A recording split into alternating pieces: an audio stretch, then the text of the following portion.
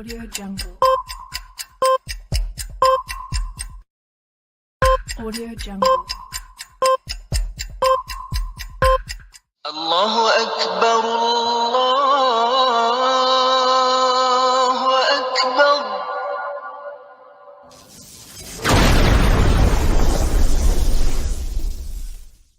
Welcome to Consider Islam.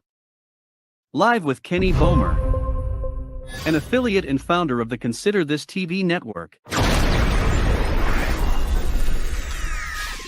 Any views, actions, or comments made by panelists during this broadcast do not necessarily reflect the views or opinions of CTTV network hosts or affiliates. This channel and its affiliates do not claim any right over any of the graphics, images, or songs used in this video that are protected under copyright by other individuals or organizations. All rights are reserved to the respective copyright owners. Under Section 107 of the Copyright Act of 1976, allowance is made for fair use for purposes such as criticism, comment, news reporting, teaching, scholarship, education, and research. Non-profit, educational, or personal use tips the balance in favor of fair use. Fair use is permitted by copyright statute that might otherwise be infringing. The works on this channel are protected under the Digital Millennium Copyright Act, DMCA, of 1998, which amended the existing U.S. copyright law to address important parts of the relationship between copyright and the Internet. Now here is your host, Kenny Bomer.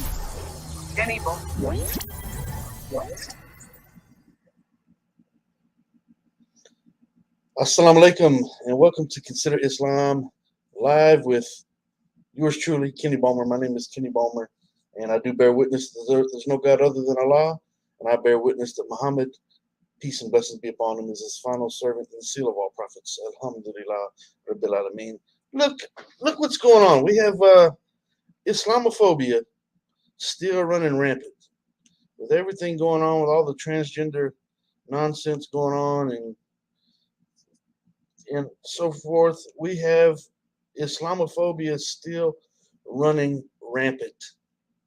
This is an article that came out today that we're going to discuss. It says that in the headlines, U.S. releases global terrorist attack warnings to Americans. U.S. releases global terrorist attack warnings to Americans.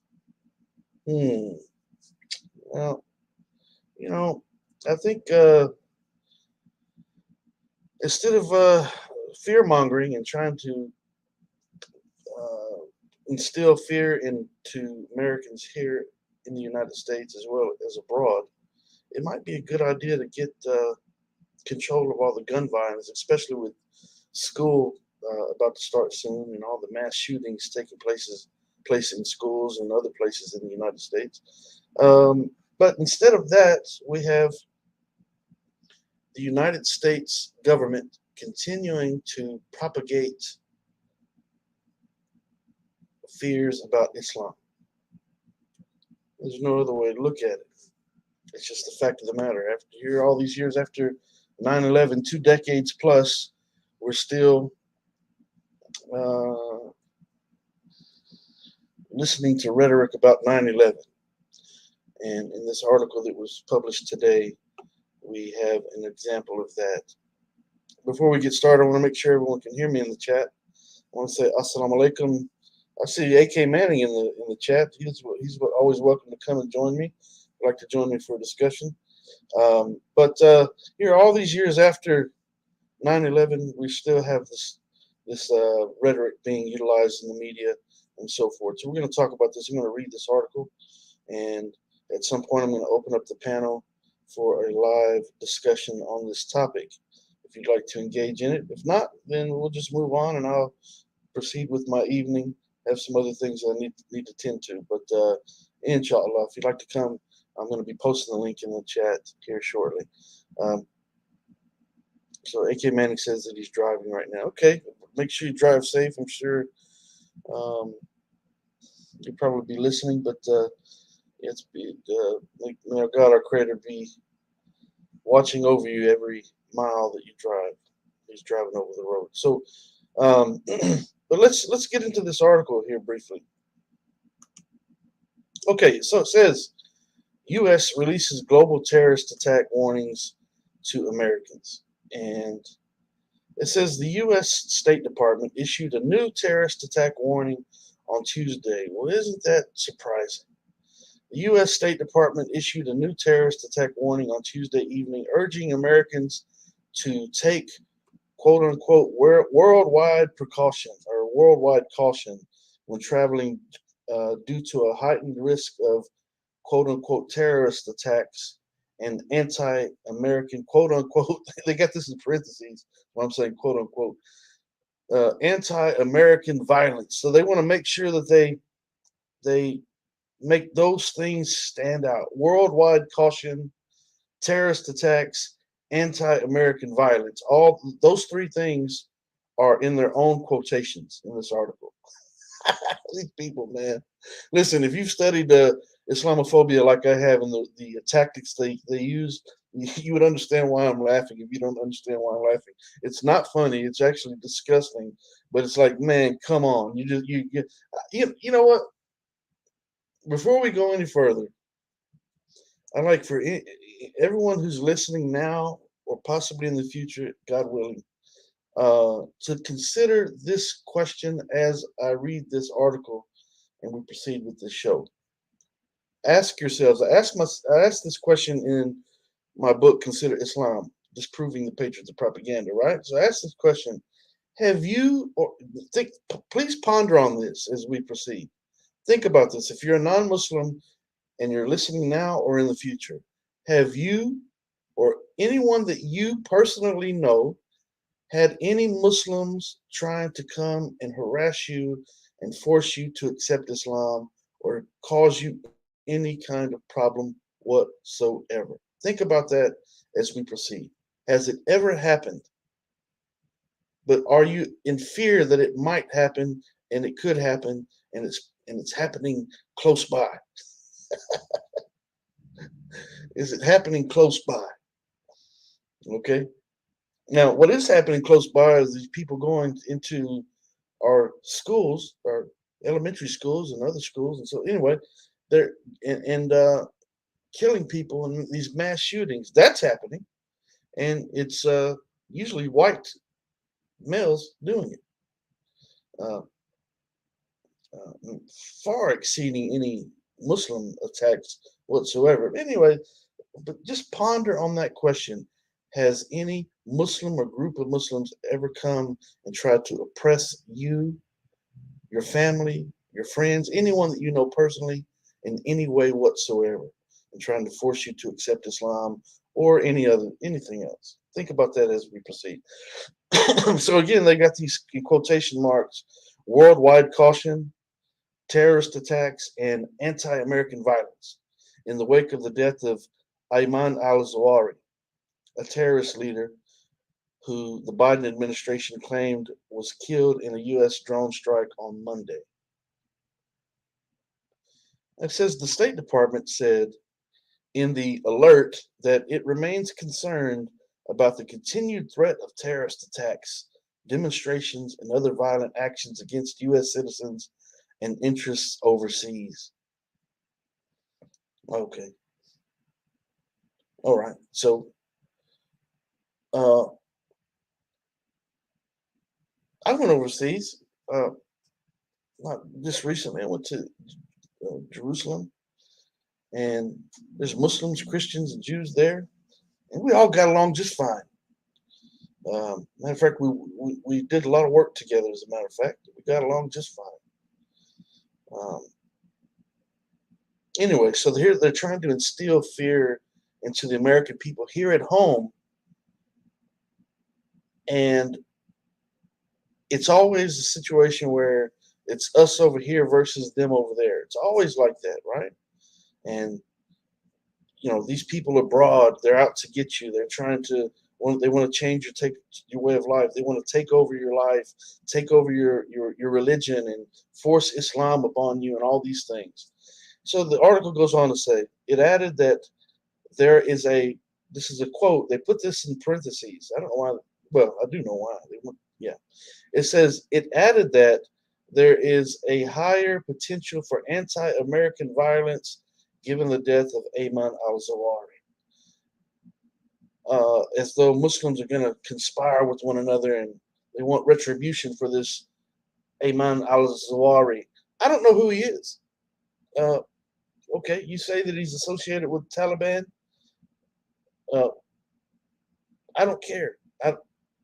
I don't know him, and I don't have anything to do with him, and I don't know anyone who does know him or has anything to do with him. Who cares? I mean, I'm not saying if this is a Muslim brother and he's not, he's been killed unjustly and so forth. I care about that, obviously. If he was doing some type of wrongdoing, I would care about that, obviously. I don't support that in any way whatsoever. But this is fear mongering, right?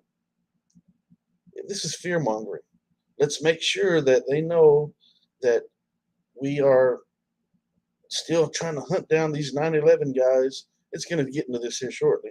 These 9/11 conspirators, we're still on the hunt for them, and they're still out there coming to get us. It's just ongoing. It's relentless, never ending. Okay, so it goes on to say, and once again, parentheses, current information suggests that terrorist organizations continue to plan terrorist attacks against U.S. interests in multiple regions across the globe. Man, come on, man. There's 1.5 to 1.8 billion Muslims in the world, and if Islam was what you think it is, it would be a very, very obvious. It'd be very obvious. But what they're trying to do, once again, they're using this rhetoric, and again, putting the stuff in these quotations in this article, trying to draw emphasis and on these particular phrases and so forth. Current information suggests that terrorist organizations continue to plan terrorist attacks against U.S. interests in multiple regions across the globe. How do you know?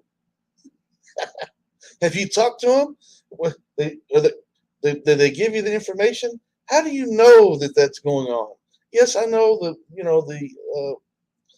America's got a big reach, right? I do realize that they've got spies. They up to all kinds of shenanigans.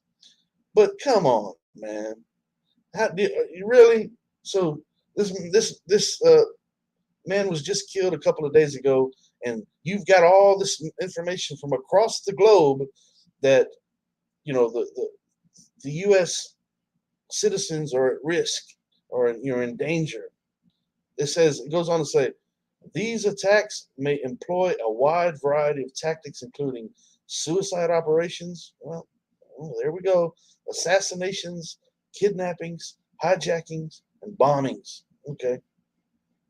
All across the globe. You've gathered all this intel in this short period of time because this one man was killed. Now all these Muslims are going to get together and they're going to start attacking, innocent civilians and so forth. And Islam says not to fight those who are not fighting against you. I mean, come on, man. Come on. With all the signs about the approaching day of judgment and all of the knowledge of the Quran and the example of the Prophet Muhammad, peace be upon him, guiding Muslims to avoid oppressing anyone, even with their lips and with their tongue.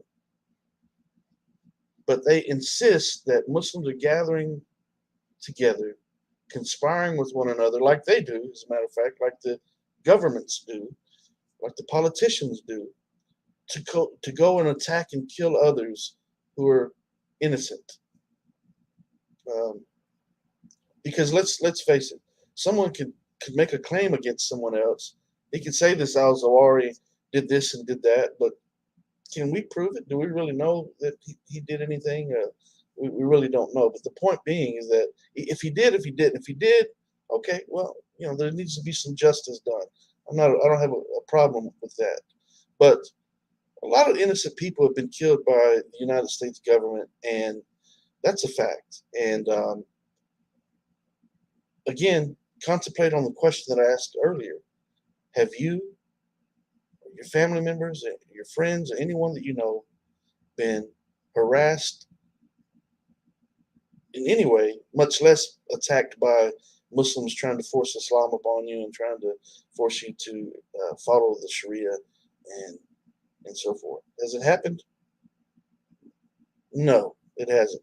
Everyone listening right now, no, it hasn't. I know it hasn't, and you know it hasn't, and the government knows it hasn't, but they keep trying to feed this narrative, and they have an agenda behind it.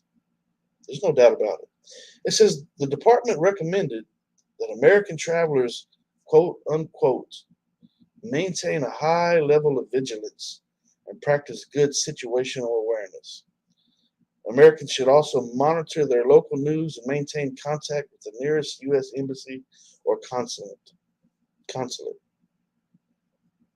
Well, we need to practice good situational awareness in the United States with all the nonsense going on here, with all these Caucasian males and all these firearms, you know, all these mass shootings.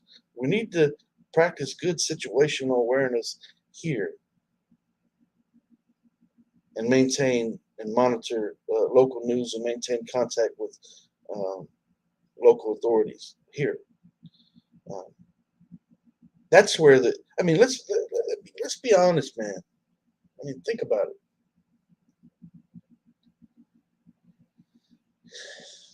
These people go into these schools,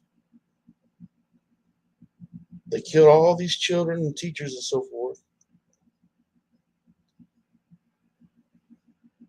but they don't call it terrorism. How is it not terrorism, and how and why would they not use that type of rhetoric when it's happened time and time and time again? Of course, blaming it on mental illness and so forth, but they never mention religion and they never mention terrorism. But they've got articles like this coming time and time and time again for years, for decades, it's been happening, trying to instill fear into the American people against their Muslim neighbors. They want the American people to be in fear of their Muslim neighbors, just like they wanted the Muslim people to be in fear of Japanese citizens during the World War II era. They did the same thing. We'll talk about that in the book as well. The book Considered Islam.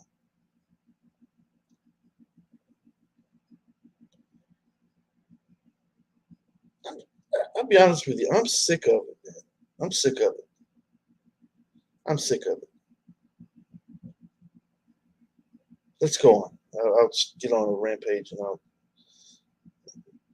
lose my train of my objective here. Anyway, okay, it says the state also warned that U.S. government facilities worldwide could temporarily close or suspend public services due to security concerns, but noted that U.S. embassies and consulates will make, in parentheses, will make every effort to provide emergency services to U.S. citizens.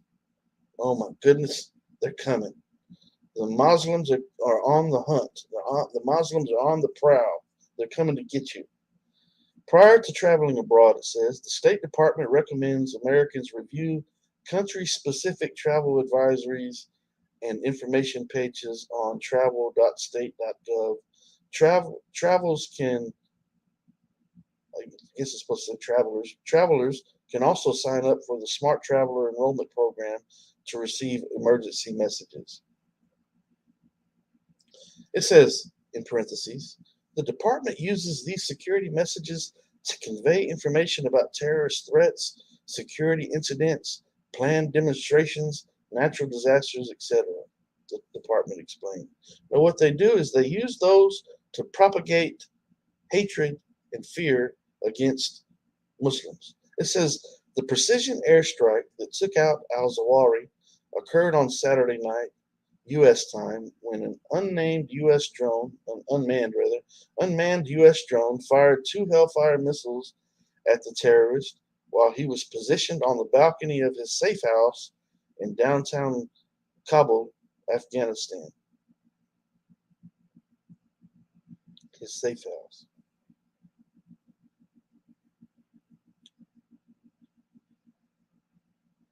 So, come on, man. So he's at his quote unquote safe house, right? He's in hiding apparently because he's at this safe house. But he's just out there nonchalantly on the balcony, just hanging out, enjoying the weather. And the U.S. just happens to get sight of him and launches this drone. He's at the safe house, though. Now, I don't know about anyone else, but if I was in, trying to run from the authorities, and I was using a safe house, I think I'd stay in the house as much as possible and not be seen outside. I wonder what time of day was. It says this precision airstrike took out al-Zawahiri. Occurred on Saturday night. I wonder. Of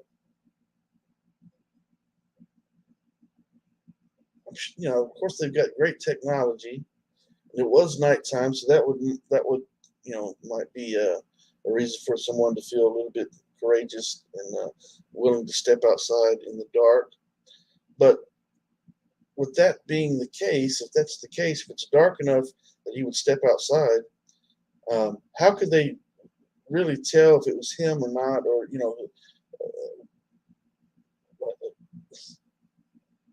anyway, it just doesn't make a whole lot of logical sense to me, especially when that is mentioned right before this next paragraph. Biden called al-Zawahiri the deputy of terrorist mastermind. Biden called al-Zawahiri the deputy of terrorist mastermind Osama bin Laden, who was quote in parentheses, who was deeply involved in the planning of 9/11. Now here we go, 9/11 again, right? Here we are again, 9/11, 9/11, 9/11, 9/11. That's all they want to talk about is 9/11.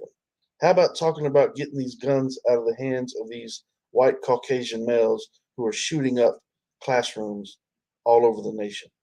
How about that? How about that? That's terrorism. How about these domestic terrorists that you never call domestic terrorists? Very seldom do we see that, unless someone insists. Maybe he might have a writer here or there that, brings the noise with it, but otherwise they don't call these people terrorists. They just don't. It says that he was quote unquote deeply involved in the planning of 9/11. How do you know that? How do you know it? Were you there? These government officials, you liars, you hypocrites, you killers, you deceivers. Were you there when the plan? For one, there was no planning of 9/11 from any of these people, because there's no way that 19 hijackers could have pulled this off. It had to be an inside job. Why? Well, the way the buildings come down, building number 7 coming down, it wasn't even touched by an airplane. The fact that engineers say that it's definitely a controlled demolition. The fact that one of the major demolition companies that bring down these types of buildings was also hired to do the cleanup, which is quite interesting. That a demolition company was hired to do the cleanup. There's all kind of cleanup companies out there. Why would they hire a demolition company to do the cleanup? Would it be to hide the evidence? Probably so. The other thing is that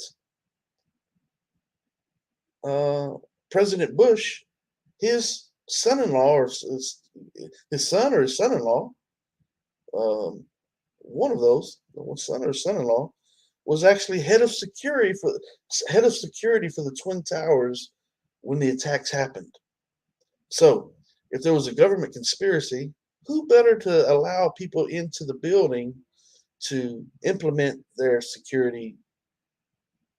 Implement their agenda and their plot and their plan to use this what's it called, a false flag pretense, false flag. Yeah, it's called a false flag pretense, but use this false flag agenda to make it appear that Muslims brought down these twin towers, when in fact, wait a minute, again, President Bush has family members that were the head of security for the twin towers.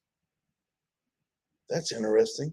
It should be interesting to anyone who's ever heard this nonsensical story about these 19 hijackers. Um, but also, one of the top demolition companies in the country, in the world rather, that brings down these buildings and these controlled demolitions is hired to do the cleanup. Again, why would they hire a demolition company to do the cleanup? Now, I understand they would do the cleanup if they, in fact, did the demolition, right? I mean, that's obvious. If they were hired to bring a building down, then of course they would also reap the reward of the cleanup for it. They'd be paid for the cleanup. So that makes sense. So when you piece, and the fact that through all this time, these 2 decades later, they still don't want to release all the information that they have about 9/11. Why? Because they're the one that manufactured it, and they know that they conspired. And there's just, anyways, I'll get off into all that. So it says Biden called again al-Zawahiri the deputy of terrorist mastermind Osama bin Laden, who was quote unquote deeply involved in the planning of 9/11. How do you know that? And the deaths of 2,977 people in those attacks. May Allah bring severe justice to whoever is responsible for the deaths that occurred on 9/11. But I somehow don't believe that it was Muslims. I somehow don't believe that it was Muslims. As a matter of fact, I will never believe that it was Muslims. Not because I don't think, that I think that Muslims aren't capable of doing wrong. We're all, every human being is capable of doing wrong. But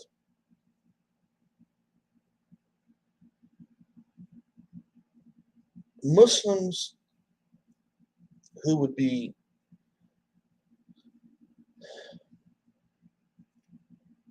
aware of the fact that you cannot kill people unjustly. You cannot kill innocent people unjustly.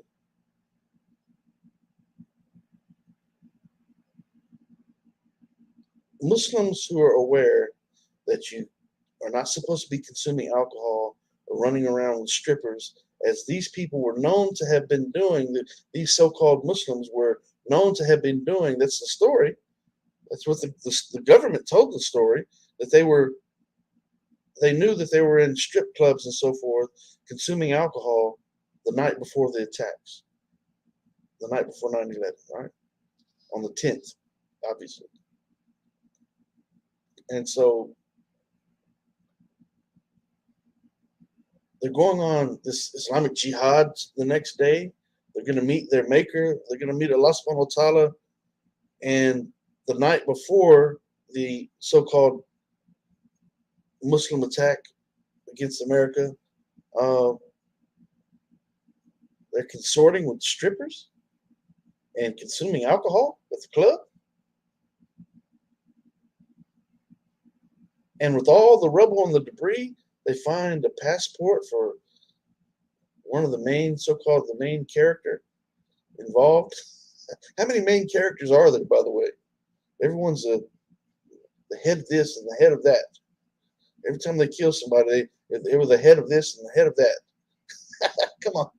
So it's not funny. These people are dying. So I'm not making mockery of people dying. I'll say it says the terrorist leader's presence in Afghanistan comes after the Biden administration's botched withdrawal and evacuation left the Middle Eastern nation in the hands of the Taliban, a militant group that the Biden White House previously described as quote unquote businesslike and professional. Really? Okay. So it says Taliban members took action to conceal al-Zawahiri's presence from the safe house in Kabul after his death, including quickly relocating his family members and emptying the safe house, a senior administration official said. Well, this last paragraph is absurd and ridiculous. It says Taliban members took action to conceal al-Zawahiri's presence from the safe house.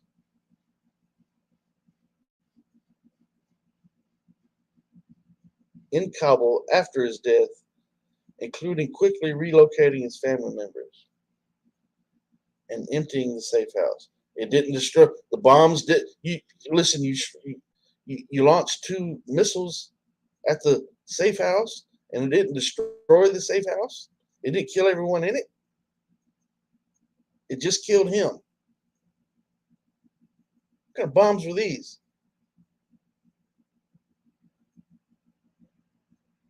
But what is it?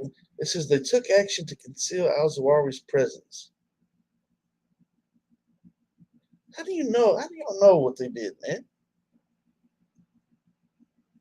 And what does that mean? What exactly does that mean? That they took action to conceal al-Zawahiri's presence. What do you mean by that? What did they do? How do you know that they did it? Or are you just making up a story?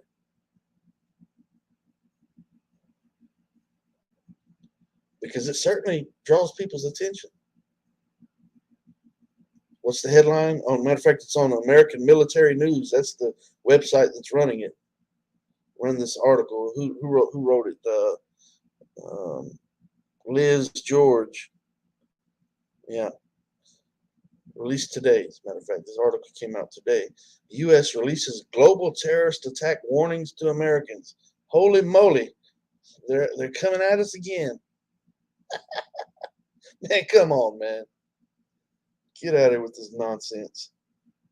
How do you know what the Taliban supposedly did? How would you know what they did to conceal al-Zawahiri's presence? What do you mean by that? What? You launched 2 bombs to kill him at the safe house. Apparently, there must have been other people there, according to this last paragraph. But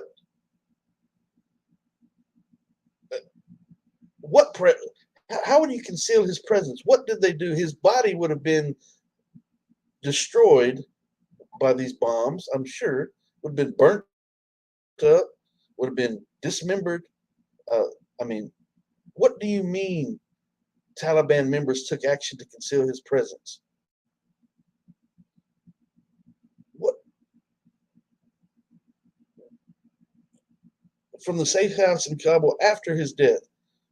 How did they conceal this dead man's presence after his death? What did they do? They get a broom and a dustpan and scrape up his body parts? I'm not making fun of it. But what do you mean by this?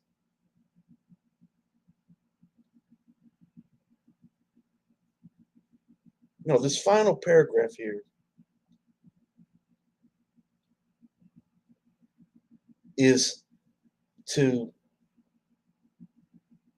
make the mind think for the certain individuals, to make them think that, oh no, so the Taliban is still in action, even though they killed al-Zawahiri.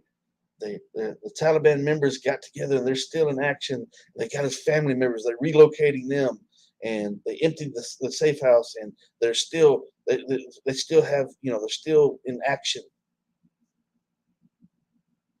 Taliban members took action. Yeah. Man, get out of here with this nonsense, man.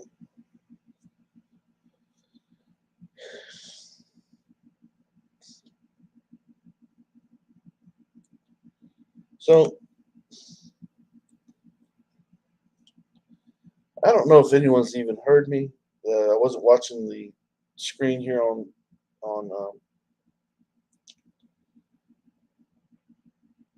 StreamYard on the platform because I was reading, kind of getting into my own world here, and I've been having connection issues with this at this hotel. So I don't know if I cut out here or there. If I did, I do apologize. But if you've been listening, you'd like to come and join the conversation, you feel free to do so. I'm going to post the link. I see Brother C.L. Edwards watching. Matter of fact, tune into his channel and subscribe to his channel, C.L. Edwards. He is a member of the Consider This TV network, as well as Coventry Faith Foundation and Examine the Truth. Not Examine the Truth. Why did I say that? What's Brother? I can't remember everyone's channels right now, but I'll get to it in a second. I do apologize, but Brother Jamal's channel. What is Brother Jamal's channel? I can't think of it right now. But anyways, neither here nor there. I guess I'm getting old. But if you'd like to join the panel, I'm going to put on here, join the panel. And you can come and join the panel by clicking on this link that I'm posting right now. And I'd like to say assalamu alaikum and walaikum salam to everyone in the chat who sent me salams and so forth that I did not see initially. If you'd like to join the panel and people of the book, Brother Jamal's channel is People of the Book. Alhamdulillah. Brother Jamal, please forgive me for forgetting the name of your channel. I've just been a long day. And I didn't remember the name of your channel. But anyway, subscribe to all the channels with the Consider This TV network. C.L. Edwards, People of the Book, Coventry Faith Foundation, and the others as well, inshallah. God willing. Make sure you hit subscribe, like, and share here as well. Let me show y'all something real quick. Bear with me 1 second. Before I do, I'm going to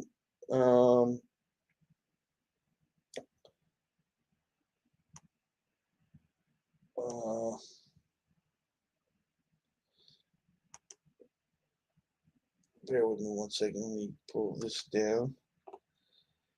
Okay, so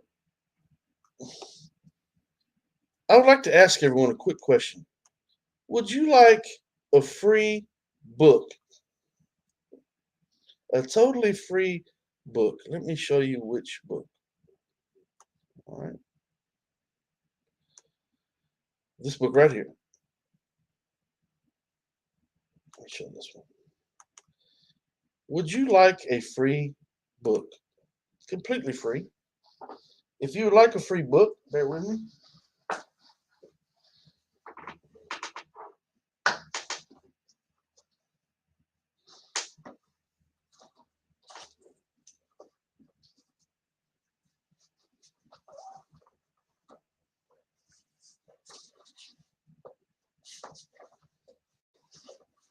Okay, I'm back.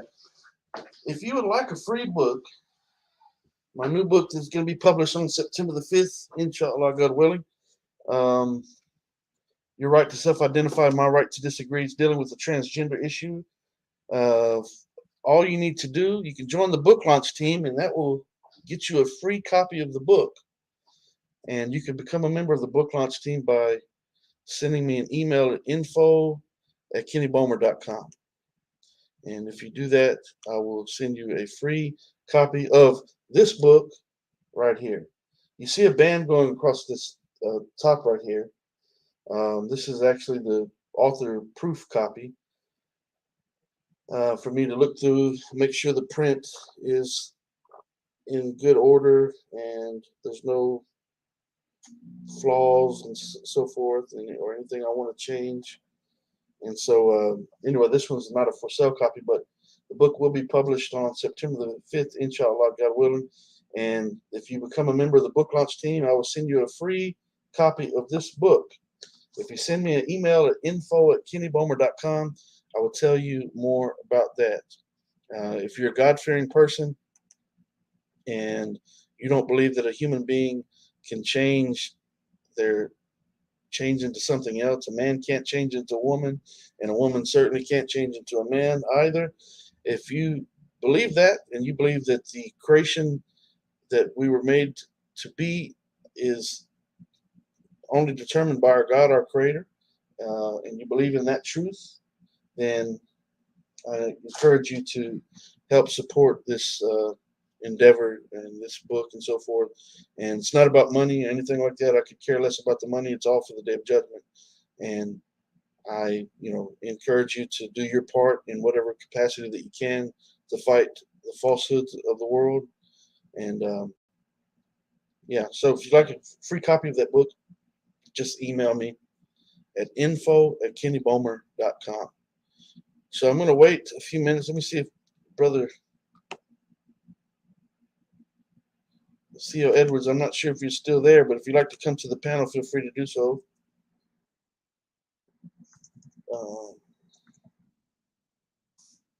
Or anyone else, if you're a Christian or atheist or whatever, you'd like to come and have a discussion, feel free to do so. You can click on the link that I just posted in the chat a little bit ago, a few minutes ago. And I will wait here to see if someone comes to the panel or not. So you used to, let me fix this real quick. So used to,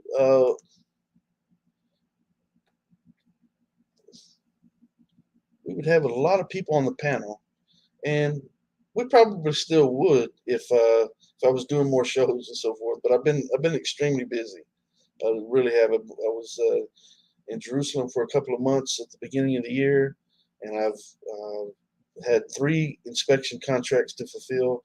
I'm on one now, so I'm actually out of town. I'm not at home, and so just been extremely busy. Been getting the book ready, and busy. And so it's hard for me to do live streams as of late. But inshallah, once things slow down, we'll start doing more shows and so forth. I do encourage people to watch the previous debate that I had with Clifford Dunn on who wrote the Quran, Allah or Satan, the devil. I mean, think about it. Yeah, I don't get into that. But anyways, yeah. So I went ahead and took that debate because initially I asked him would he like to have a live discussion about the topic, because he has seen something he'd said on social media. And I was like, okay, all right, maybe you'd like to have a live discussion about that. He started talking like a debate scenario. So I said, are you suggesting that we debate the topic? And he said, sure, why not? I said, are you sure you want to do that? So it wasn't a debate that I had to spend a lot of time preparing for, because obviously, it's just far-fetched to claim that the Quran is the word of Satan. I mean, it's ridiculous. Anyways, but I encourage people to watch that debate. It was an interesting debate, nevertheless.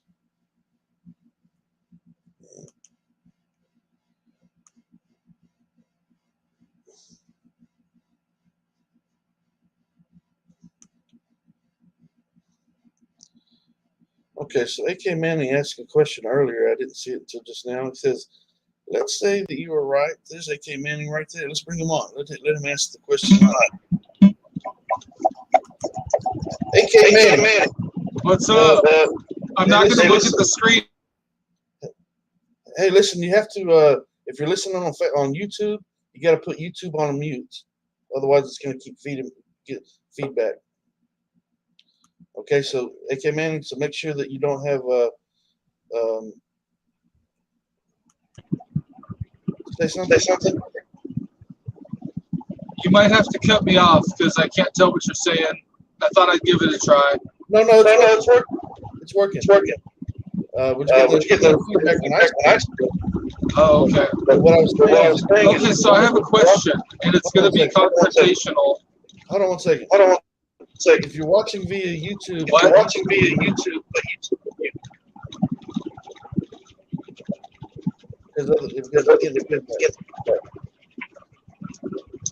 think I heard you say hold on a second, so I'm holding. Yeah. So if you're watching YouTube, make sure you turn YouTube on mute.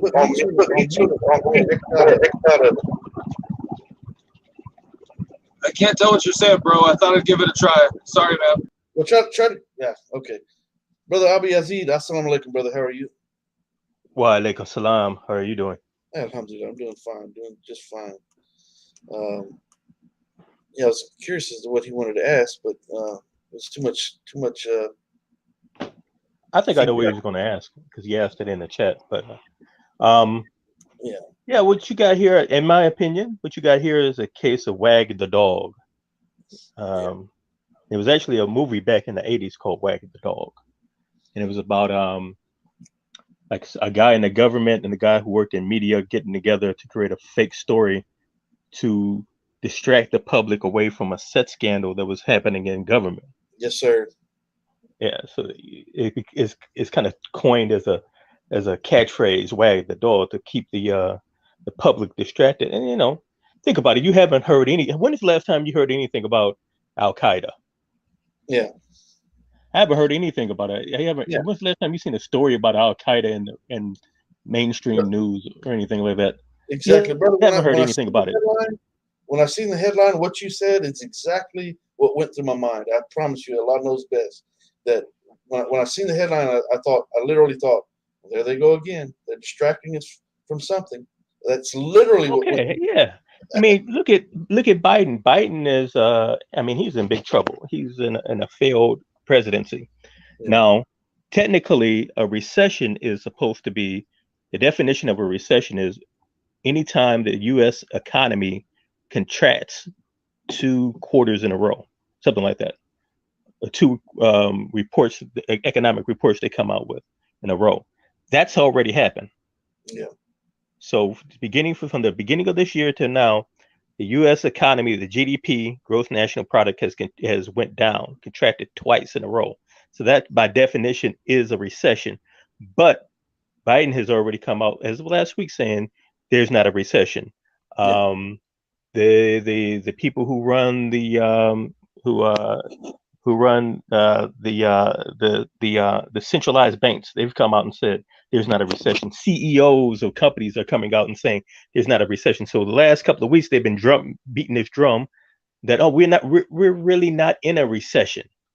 Also, I just seen a story today, which is funny. Biden went over to Saudi Arabia to speak to Saudi Arabia to get the OPEC member nations to increase their output of oil. And they didn't agree to do it.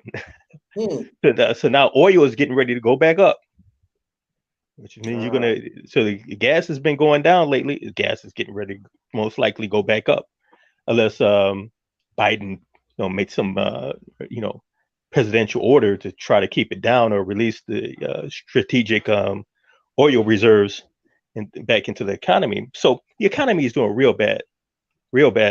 And Biden hasn't done anything, or he hasn't been able to do anything to try to get it under control. That makes him, they're talking about him being one of the worst presidents since the 70s. We've got rampant, all types of people are being put out of their houses. People can't afford rent. The job market in certain sectors, the job market has contracted and not doing well. So with all of that, what do? Yeah. You have to keep the public away from thinking, because if the majority of the public begins to believe that we are in a recession, we're going to be in a recession. So you gotta pull out all the stops to keep the public to distract them away from the economy and the potential of a recession. Why not pull out Al Qaeda out of the blue? Yeah, it's certainly a distraction. And what do they do exactly? What I mentioned in the book, and why I use the subtitle "Disproving the Patriots of Propaganda," because it's a play on the Patriots, right? It's for one, we have an election year coming up on top of what you're mentioning. It's all about the election. Everything that you've mentioned, as a matter of fact, is all about being reelected and the trouble that Biden has found himself to be in. Well, that's another aspect of presidency. And so what do? You play on the prejudices of the patriots of the world who have this negative mentality against Muslims and Islam and so forth, and distract them from the economic situation by, throwing this. I mean, look, global terrorist attack warnings to America. I mean, get out of here with this nonsense, man. I mean, it's just complete utter foolishness. How would they know it's global? You're spending all your time and money. For one, if you are spending all your time and your money finding out what Muslim groups are doing, small Muslim groups at that, you're spending all these vast amounts of money to do all this, scheming and spying or whatever you're doing. Listen, there's your problem right there. Economically, you're spending too much money on nonsense instead of funneling it back into the American people, and just wasting all this money on the military and all this nonsense when it boils down to it. And it's just tactics, and they're playing on the patriotism of the people. They know exactly what to do, when to do it, when times get rough, when things get rocky. Let's go back to the old propaganda, because the old propaganda always works. Well, that's another aspect of all this also. With Russia is not backing down to Biden either. Yeah. The economic warfare that he's been trying to wage against Russia isn't working. Putin doesn't care about his threats. China, they don't care. China just, I think, was Nancy Pelosi. She just went over to what is it? Is it Taiwan? Taiwan? Yeah. And China was majorly upset about that. They flew fighter jets over that country while Nancy Pelosi was there, and they're making kind of threats like they might invade, since they saw Russia invaded, and they're basically getting away with it. So again, Biden is like losing all types, and like you said earlier, it's almost like we have a new mass shooting every 2 weeks. They haven't been able to stop that. They haven't been able to do anything with that. There's rampant gun violence throughout the cities. Pick a major city, is rampant gun violence. They haven't been able to do anything about that. So it's all types of fires burning. There's all types of problems going on they can't do anything about. So why not pull out the terrorist card and get people afraid that Al Qaeda is hiding out? Like Al Qaeda is everywhere in the globe. You might go if you go down to Mexico, Al Qaeda might be there. All over the globe. If you go to Canada, Al Qaeda might just be there and get you. Yeah, worldwide. I mean, it's U.S. releases global terrorist attack warning to Americans. Get out of here, man. Global? Come on, get out of here. How would you know, man? What do you mean? What do you mean by global? I mean, what do you mean? Please explain this. I swear I would like to ask this nonsense. I would like to ask these people who write these articles and these politicians, what do you mean by that? Global. Yeah, and today, how do you know? Where's your proof? Today is the day. First of all, what happened in the last 2 days? Number one, we just had the midterms, and even though they've been having these Trump, a lot of Trump's endorsed candidates did pretty good across the nation. I know here in Michigan, where I'm at, one of the camps, Trump's endorsed Republican nominees for the governorship.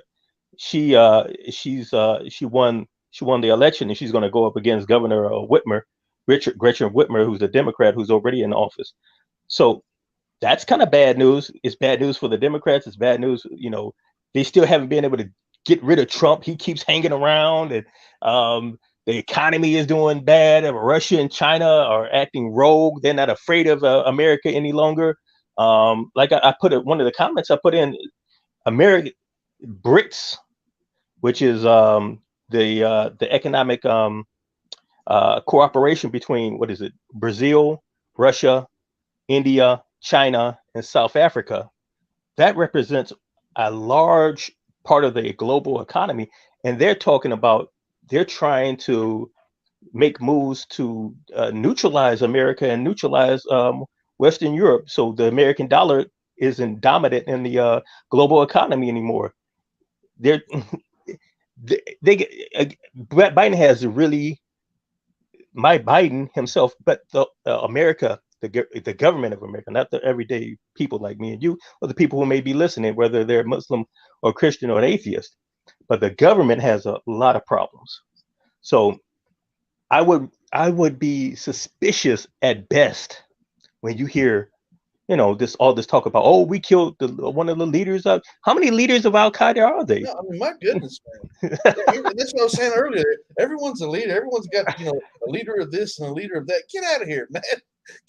Come on. I Enough mean, is enough already, they've killed a lot. They've killed so many leaders of Al Qaeda. They've killed so many leaders of ISIS, and they've killed people and turned around and killed them all over again. Yeah, And certain individuals they've killed multiple times. That's ridiculous, man. They keep coming back alive like zombies. The thing is, what's sad is that there's people out there who just are so gullible and naive that they fall for it, And I don't want to be racist against my own people or nothing like that. But I can see the faces of some of these people in my mind, man. These certain groups of people who are just so out of touch with reality, and when it boils down to having culture and being being worldly in the sense that you do more than just walk into a Mexican restaurant, but you actually have Mexican friends, by example. These certain groups of people that are prone to these patriotic followings. It's almost like a religion in a sense, in that they prey upon the patriotism, these American flag. And listen, hey, I'm proud to be an American and so forth, but I'm going to fly a American flag off the tailgate of my truck, and that type of mentality. These types of characters, that fly their flag. You notice how a lot of those people are so they contradict themselves so much. Yeah. Because on one hand, they say you can't trust the federal government. We don't want big government. We don't want we don't want a particular president. If the president happens to be Democrat, we don't want that president, all in our business. They don't want big government. They don't want social programs for people.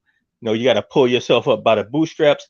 But then again, they like big government when it comes to militarism. They like big government when it comes to the CIA, when it comes to the NSA, when it comes to spying, when it comes to spending money on chasing terrorists and dropping $1 million bombs on $10 huts in the middle of Afghanistan.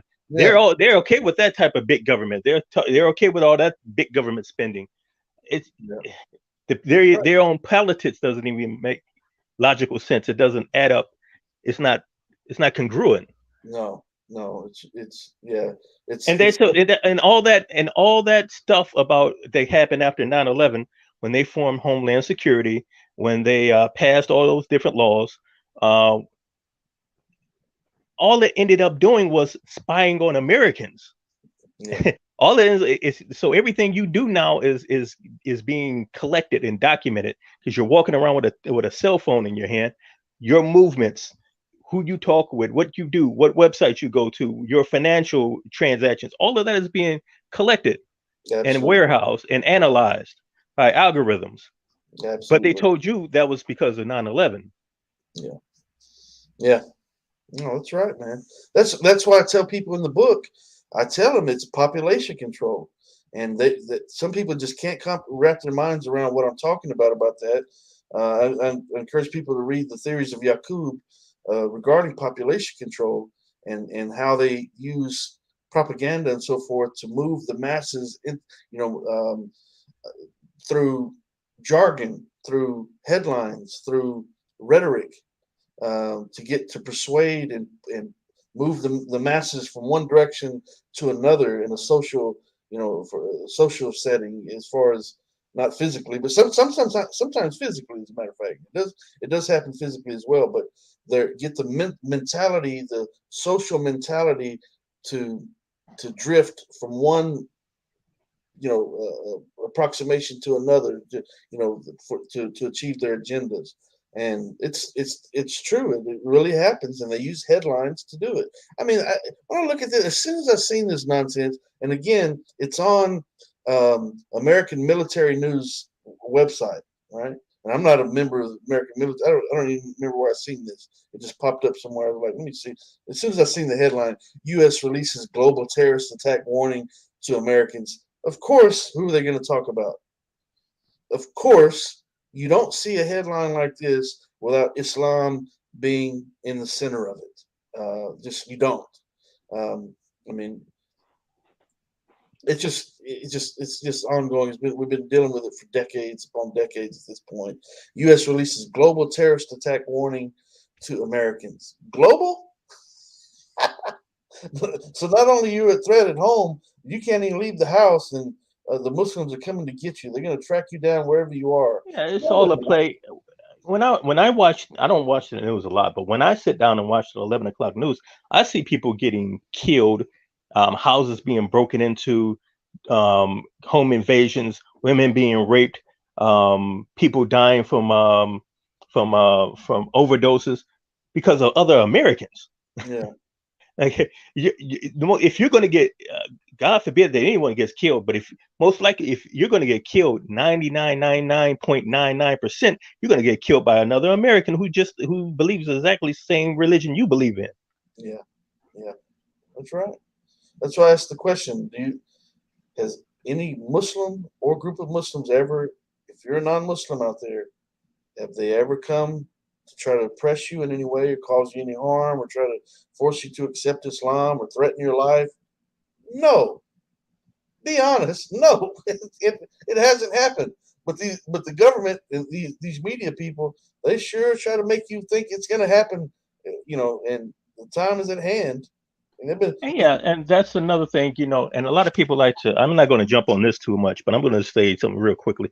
We like to pretend that there's no racial element to this. oh yeah, And if you were to be honest with yourself, it's a racial element because this ain't the 40s and the 50s where you could just get on television or movies and call people racial slurs at will. yeah, So you have to be more smart about it. You have to be more sly about it. So what we've done in modern times in the media is that we have certain words that we apply to certain people, yes sir, certain racial groups, and we 9 times out of 10 only apply it to that racial group. We don't apply it to anyone else, especially Caucasians, yeah, like the word terrorist, like you were saying earlier. yeah, So when people think of, so because of the media, when people hear the word terrorist, an image instantly pops into their mind. They see a guy with a beard and a turban, and yeah, he has maybe olive or brown skin, or maybe he's even darker than that,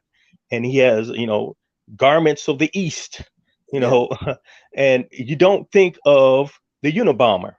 yeah, You don't think of the mass shooter in Buffalo, New York. You yeah. don't think of the guy that young Mexican boy down in Uvalde, Texas. You don't think of these people. But terrorism, by definition, is the threat or the use of violence for political aims and gains. Yeah. So all of these mass shootings that have happened this year and over the few years, all these people who've written manifestos. If you write a manifesto and you have political aims in your manifesto, I'm going to use violence. I'm going to use severe violence for these political aims. By definition, that is terrorism. That's But right. yet you still see the media hesitant at best to use the word terrorism for these individuals Yeah.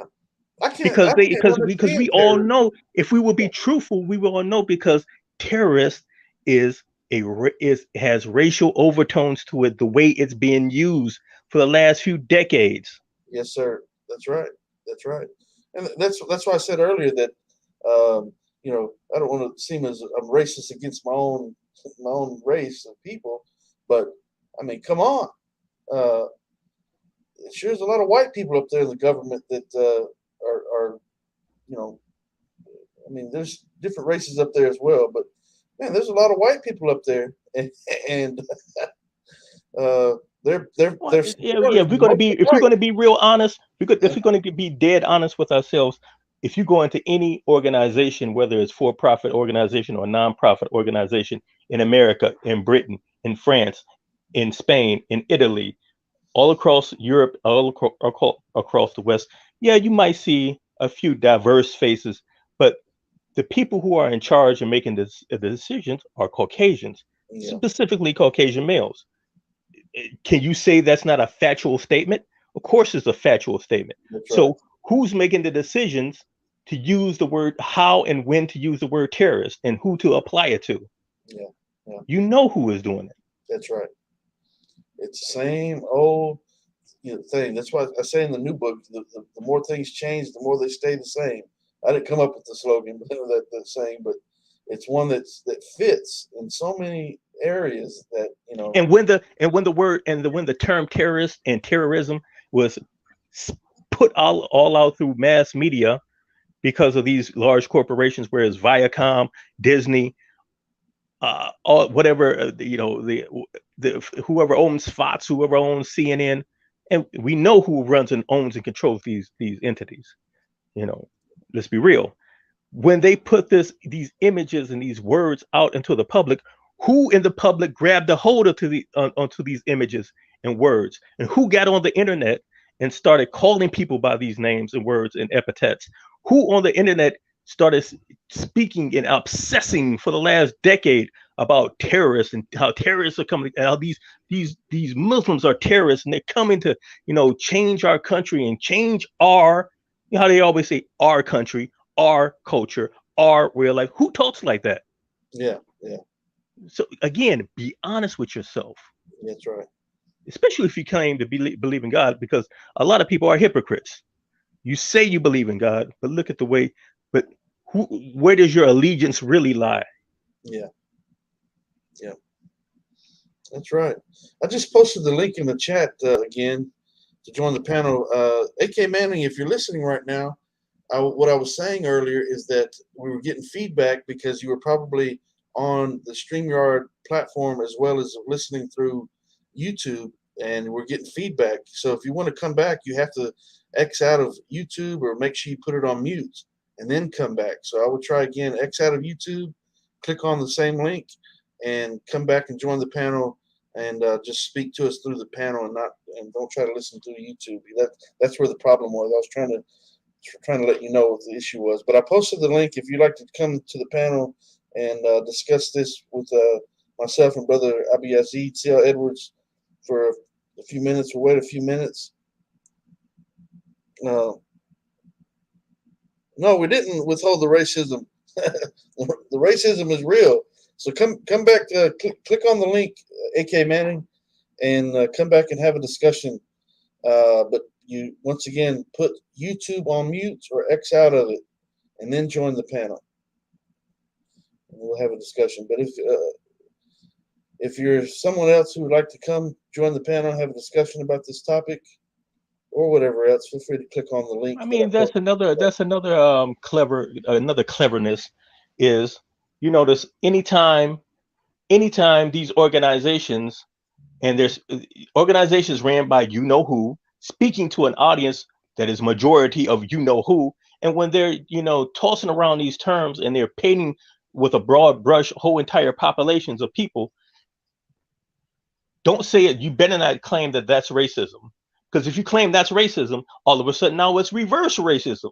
How dare you call me racist for behaving racist? And it's all these little mind games and tricks, but everybody doesn't fall for these mind games.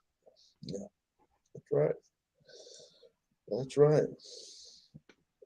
Yeah, so they got something up their sleeve that they're planning. They're trying to distract from. There's no doubt about that. There's no doubt about that. With the election year coming, the midterms, having passed, and what they're going to have to try to get some of the Trump audience. It's going to be hard to do that, but there's some people out there. Obviously, there's Democrats versus Republicans, but the point being is that they still have to try to get those who are, have that American pride and patriotic mind state whenever there's conflict. It's always us over here against them over But there. it's both sides because It we is. see as Biden is the one who's saying this at the moment. Yeah. So Biden's wing of the Democrat Party, they're just as much even though they may not use the same rhetoric, their actions are exactly the same. Sure. Yeah. Well, that's what I'm saying. And so, these types of headlines are going to still try to, in a time of war, the American people, these patriots, they come together and you kind of cross um, dividing lines whenever either they're in times of war or whenever they feel like they're fighting against a certain enemy. So it's a prime time to go ahead and start instilling this type of mentality into the people once again, as we're approaching the election year, so that some of these people cross over and I know it's just a part of the process where they're trying to get the people that hold this mentality, that have this racist mentality, that have this Islamophobic mentality, that will bite into these ideas that they see in these headlines, and now they have a common enemy for a common cause, and we have our God over here versus their God over there, and those brown people over there, and so forth, and and so there's the patriotism, and um, you know, Yeah, so I mean, and it's well documented that the federal government has a issue of creating its own enemies. So it's been documented how the government has airdropped ammunition, weapons, supposedly to allies, and then all of a sudden ISIS gets it, you know, yeah, or Al Qaeda gets it, and even here in America, if you want to go back into the 80s, there was a gentleman, a Caucasian gentleman, who burst the story wide open, who was from California, showing how the Iran Contra scandal and the drug trade, how CIA assets were selling drugs from Colombia, bringing them into the inner cities of America, and people in the government, at best, they turned a blind eye and allowed it to happen. At worst, some people would say they were directly involved in it. So they fueled the whole crack era. yeah, And Biden, who's in office right now, who wrote the crime bill, who's famously said that anyone caught possessing 1 rock of cocaine should do a minimum of 5 years in prison. Even though and that's another thing they didn't show in the news.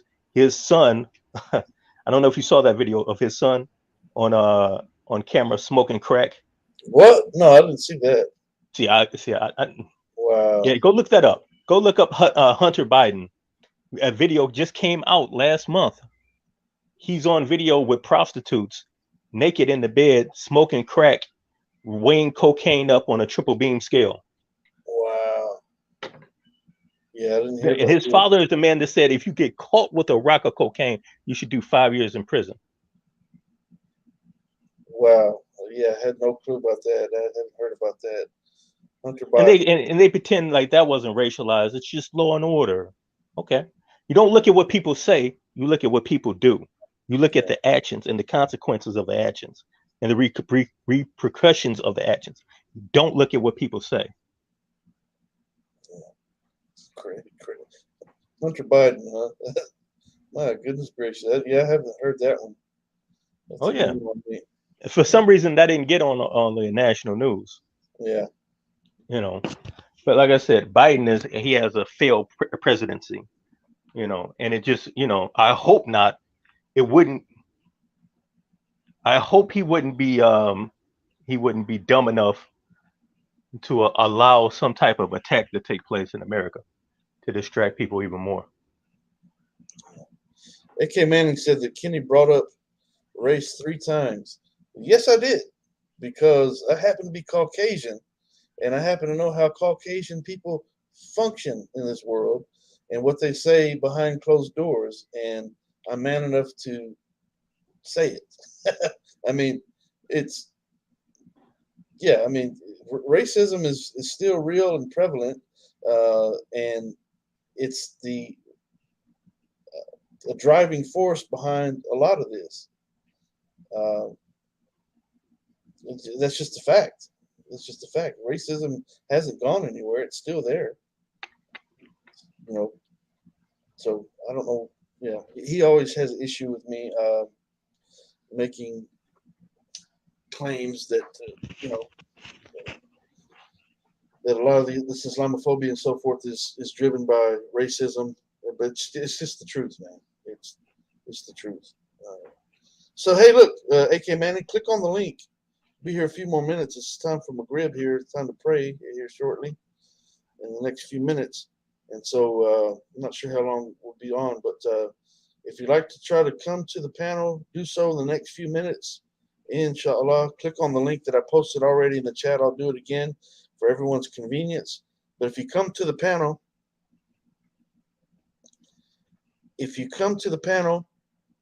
you have to make sure that you're not listening somewhere else because we'll get feedback. So you can't watch on YouTube and be on the panel talking at the same time. Yes, AK Manning, let's come to the panel once again and let's talk about the racist elements that goes along with this Islamophobia. So I posted the link in the chat. Feel free to come and have a discussion.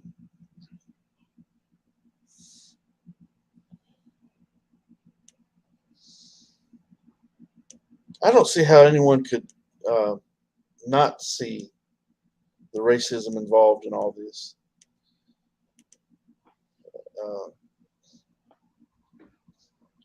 It's like. But see, that's been the underhanded thing for eons at this point. It's been going on for the last 500 years. Yeah, So when Britain colonized various nations, even India, it wasn't about race. It was about how backwards the Indians were, and we were bringing civilization to them. It's always some excuse. When the American colonial force spread from the east coast of America across America to the west coast, taking and devouring land from the various Native Americans, it wasn't about it. It had nothing to do with racism.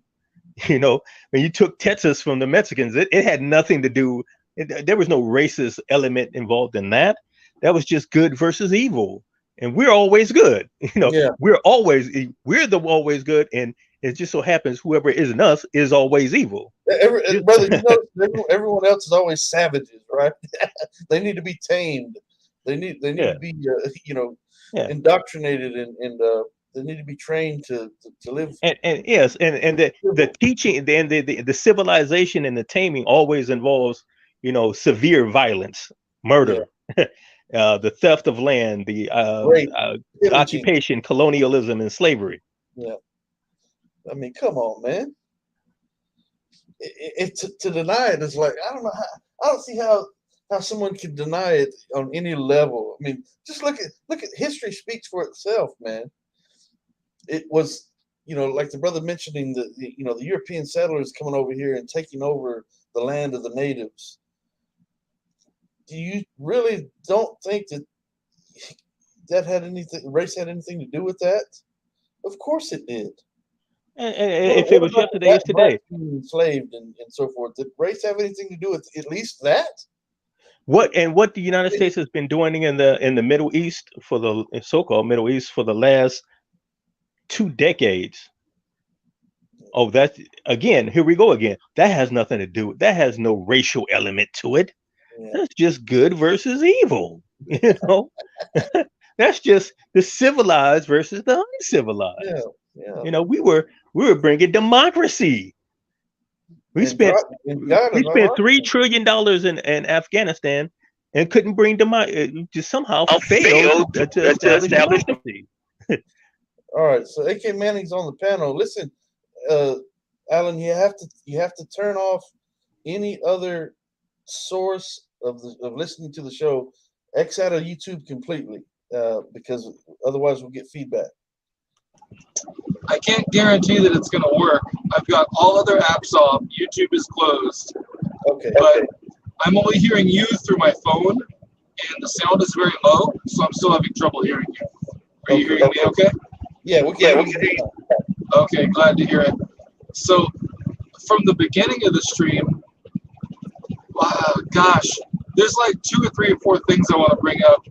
But the one that's on my mind the most right now is even before your guest started talking about race, you were talking about race over and over and over again. And I'm wondering why race is a central topic on your mind. Well, just to defend Kenny. Race has not been the central topic of this video. Maybe all you heard was the racial aspect of it. Okay, well, no, yeah, I should correct what I've said, and thank you for drawing attention to that. I don't mean that it's the primary subject, but it's a subject that has been returned to more than times before you came on, and then because race plays a role in the subject. Right. And so the question I'm addressing to Kenny, although I do thank you for contributing to the answer, but the question I'm addressing to Kenny is, Kenny, why does race keep coming up?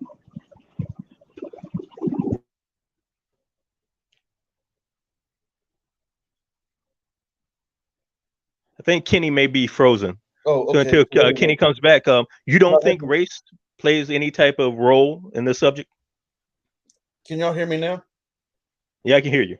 Okay, so let me answer this question just real quick, because race is the driving element behind this. As we mentioned earlier, when these white kids are going in, these white males are shooting up masses of people over and over and over and over and over again. We never hear terrorism at all. We never hear the word terrorism. No, we never hear that. We never hear anything about their religion.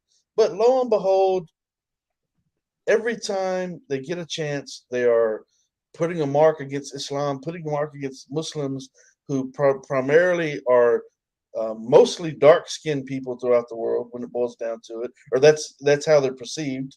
Although there's people of all races are Muslims, obviously, but racism has a huge part to play in all of this.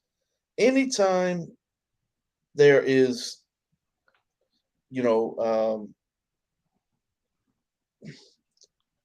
look at the wars that Americans fought and been a part of. It's always been driven by some type of a has a racial connotation to it in some way, in some form or fashion. It just always does. I don't see how you can't see the racism in it, to be quite honest. Maybe I'll let you. Go ahead. Can I interject a little bit? Oh, it appears that you've unmuted my mic. Does that mean I'm free to speak? Yes, go ahead. All right. Okay.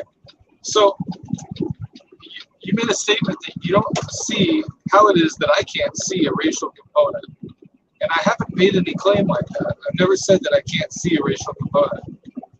But the article that you came on talking about makes no mention of race.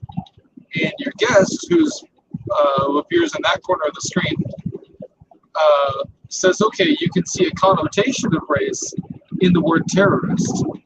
I personally disagree with that, but I can see where he's coming from. He makes a reasonable point. So we have, at minimum, zero mention of race in the article. At most, a connotation, and yet 3, 4, 5 times you're overtly bringing race into it.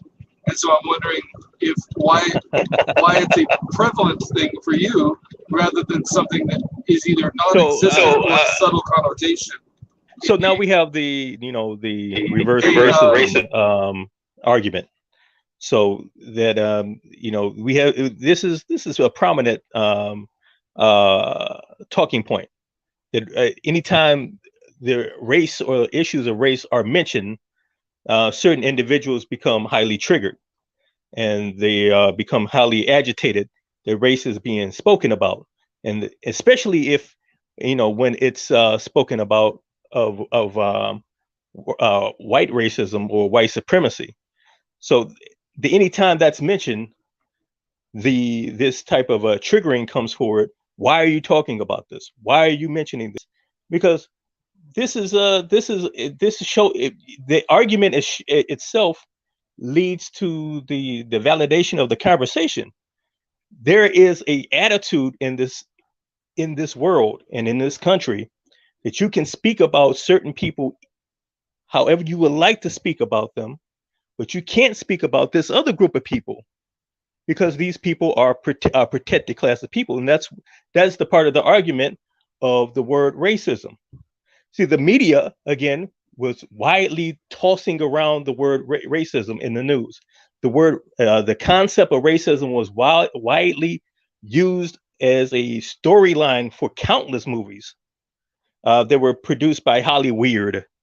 So these corporations and people, let's be honest, as I said earlier, the boards of directors and the CEOs and the COOs of majorities of these companies like Viacom and Disney aren't brown-skinned Muslim people. We know who these people are, but they put that out, and then the audience that consumed this material, because we know who the majority of the people are in the West. The majority of the people who consumed this material and who were okay with this material, we know who those people are. So it's become a stereotype, because like I said earlier, you said the article doesn't blatantly say race because people don't do that anymore. This is in the 1940s. So only a small group of people are walking around with blatant racist rhetoric and blatant racist ideas. A lot of people crouch their racist concepts behind code words. And the word terrorist has become one of those code words. So the word terrorist can be applied to non-white people, non-Christian people at will in the media. But when there's talk of applying that to white people or white males who use violence for political aims, because that's the definition of terrorist, there's at best a hesitation. At worst, there's an outright triggering where people revolt against the very idea of using that word for that population.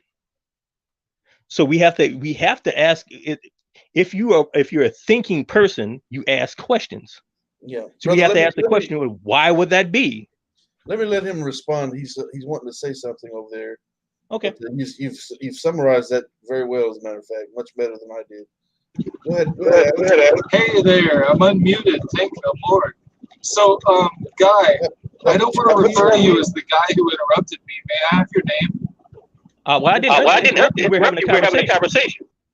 Not a monologue. I'm going to have to listen again then, because it appears that while I was mid-sentence, I don't know, I'll check the video. It felt like an interruption. Maybe I perceived it wrongly. But may I have your name, sir?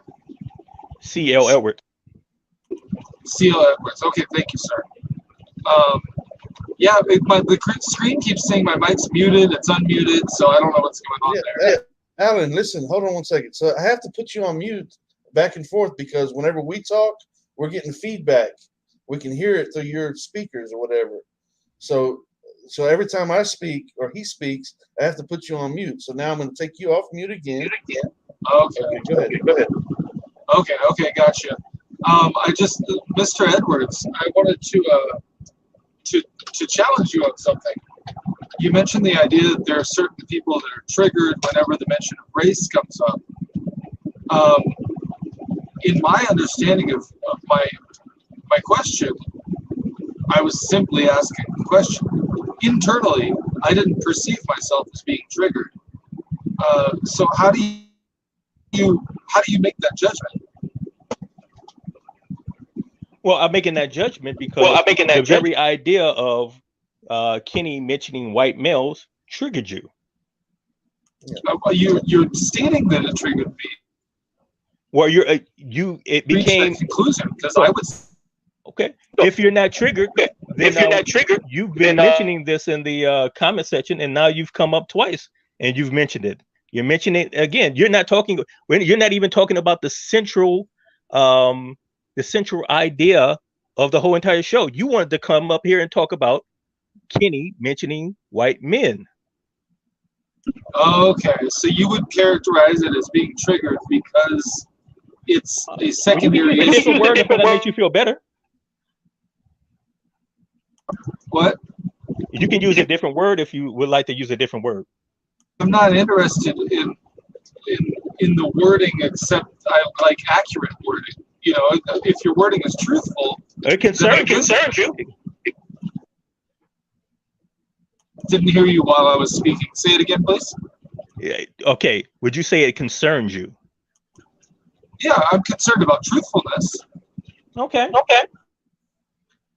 Truthfully, I brought up a question that seems to me to be valid. Okay. So it can. Okay. So Would you're you not say I should triggered. You're keep my concerned mouth about shut? that. Sorry, I was talking. I didn't hear you. Go ahead. I was saying you're not triggered. You're concerned about Kenny mentioning white men.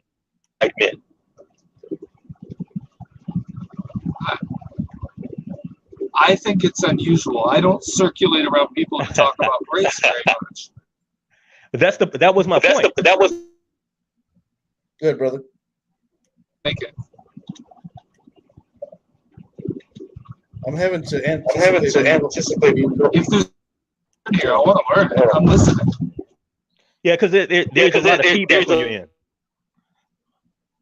I'm having to anticipate when each of you are going to speak because if Alan's mic is off, is off mute, we're hearing the feedback. But when I put him on mute, we don't hear the feedback. So, AK, are you playing the show in the background?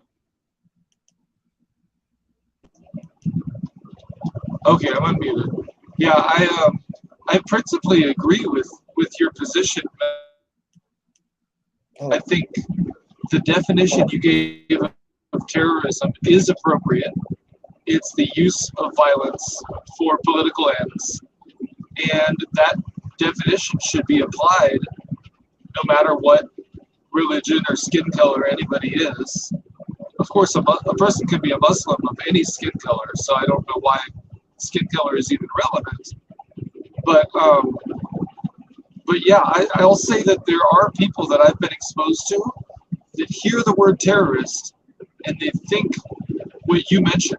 They think of the person, dressed as if they're from Saudi Arabia, and I think that's a shame, right? Because terrorism is a specific, approach that people use, but it's not a people group. And so, Alan, just real quickly, there's your answer right there. I mean, you said it yourself. When I see the word terrorist, I automatically know who they're going to be talking about, because the connotation to the word, as the brother mentioned earlier, is Muslims. And usually when that comes to mind, people envision dark-skinned people from the Middle East that are Muslims. And so, I mean, you said it yourself. But hey, let me ask you, are you listening to us through your speakers of the truck or via your phone? So I'll answer your question, but yeah, I was saying what I said in support of what Mr. Edwards said earlier, because Mr. Edwards made that assertion. I was just agreeing with him that some people see it that way. I've only met one or two ever, but some people do make a racial association. To answer your question about how I'm listening, it's through the speaker on my phone. I mentioned that when we began the conversation. Oh, I don't remember hearing that. Okay. Well, again, so seeing the word terrorist, what bothers me, Alan, we've discussed this many times. I don't know why we're talking about it even again. But when domestic violence takes place here, when mass shootings take place here, we never hear about the person's religion. We never hear the word terrorist mentioned. But when it's a dark-skinned person, or when it's a person who is a Muslim, it's a different story. And in fact, I'll go one further than that, Kenny. Yeah. Because I monitor different Islamophobia channels, and I was involved in that whole entire. I was involved in that scene at one time, so I know what they talk about. In fact, among a large group of people, anytime there's an attempt to use the word terrorist or terrorism with a white individual, people will protest and say that that's wokeism or that's reverse racism. If you go on certain right-wing websites, you can see that in the comment section to this day. When the FBI came out a number of years back and said the greatest terrorist threat to the United States and of America was domestic terrorism from white nationalists, there was a triggering online from other white individuals who said that was reverse racism, that the FBI, the statistics were a lie, the statistics were wrong, that doesn't exist, that's not a real problem. The Democrats are just making that up to tear down, white culture and white males. So that rhetoric exists. In fact, I can take you on numerous different right-wing websites, and you can see that in the comment section. You can go on various white evangelical Christian YouTube channels, and you can see this rhetoric today. So it does exist. It's not like when we say this, we're talking about something that doesn't exist. Are you presuming that I'm saying it doesn't exist? Because I've never said such a thing. Well, maybe you can maybe you can explain. You can explain. Why did Kenny mentioning that? Why did that concern you so much? Because I think people are too focused on race. It's a dumb thing to focus on. I wish nobody cared about race. I wish no one cared about race either, as a black man. But the problem with the I don't see color argument is that racism actually exists. So that's like saying, I wish people wouldn't talk about cancer. I wish cancer didn't exist. That's a good thing to say. But saying I wish people wouldn't talk about cancer. If I'm a cancer patient, I don't want to hear that, because I want cancer to be treated. I feel like you might be refuting a point that I'm not making. Okay. Expound on your point. Okay. I just simply believe, the difference between racism and cancer is racism is perpetuated socially. Cancer is perpetuated outside of our speech. And so the best way, if I wanted the whole world to become racist, let's say I'm a racist, a real serious racist, and I want everybody to be racist, I think the best way I could do it is to focus on race all the time. Well, see that presumes that racism doesn't already exist and is not a problem. So it seems like the logic behind what you're saying is, if you keep mentioning, because Kenny didn't simply mention race, and I didn't simply mention race. I mentioned a racist notion, a racist mindset that affects this whole issue of Islamophobia. That like I just said, is real. I just gave you examples, and I said these are real, and you conceded they are real. And brother, he said that I spoke about race. He said that I spoke about race 3 times before you came on. I don't remember speaking about race. So somehow he's saying you mentioned white males. Yeah, somehow he's distracted what I've said and turned it into race. I don't know how. So I wish people see. This is what I wish. I wish that people like yourself would get upset with every portrayal of a terrorist being a Muslim in every single movie and every single television show, as has been since the 70s. Every Rambo movie, every Schwarzenegger movie, every television show, when they want to have a storyline about terrorism, who do they cast? What is the storyline?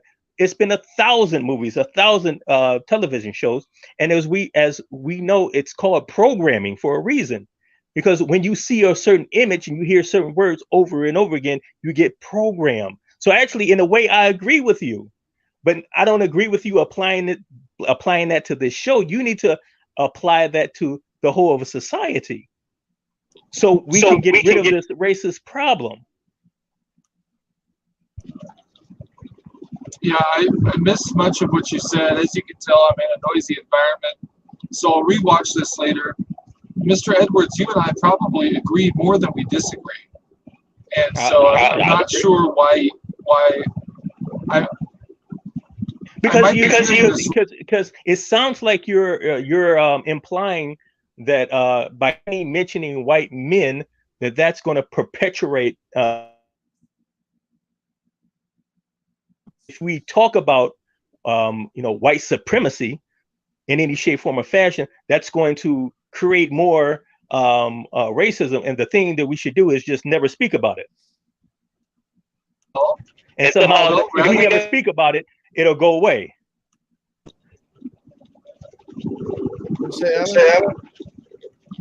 Assume what I think. You can ask me. It seems like that would be a respectful way to conduct yourself.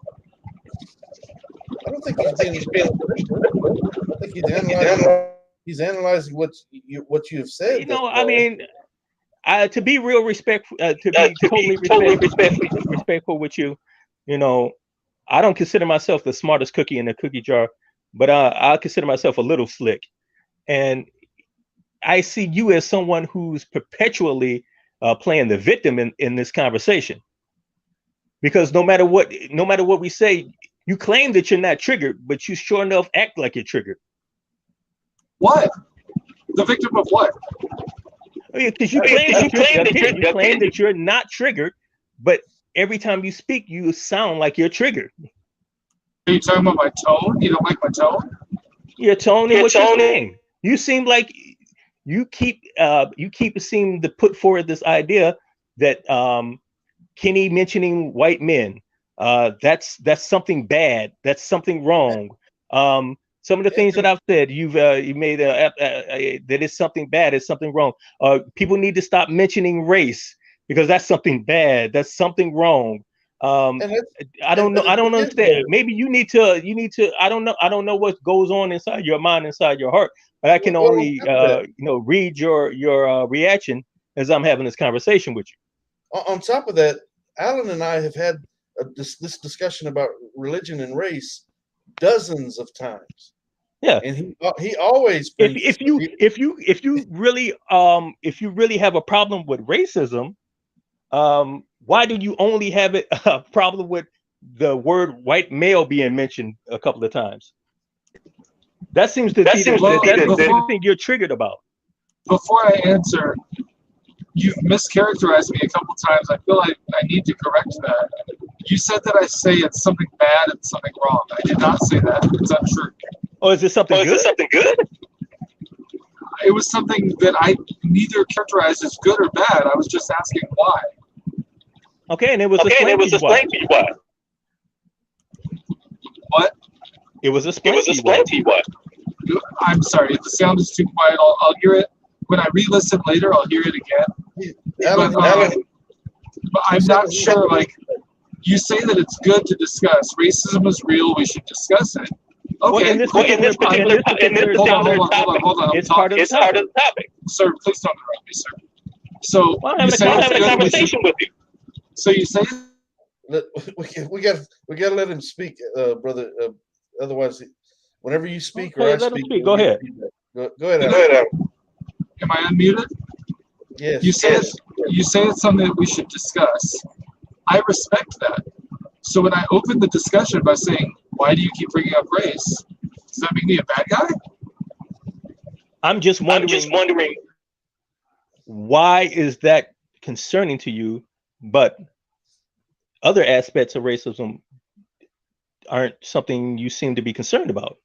You're not concerned about the central topic of the show, that President Biden, in the midst of a failed presidency, and economic hard times, international hard times with China and Russia, all of a sudden pulls out the Al Qaeda card, and I killed one of the leaders of Al Qaeda. Same thing that Obama did.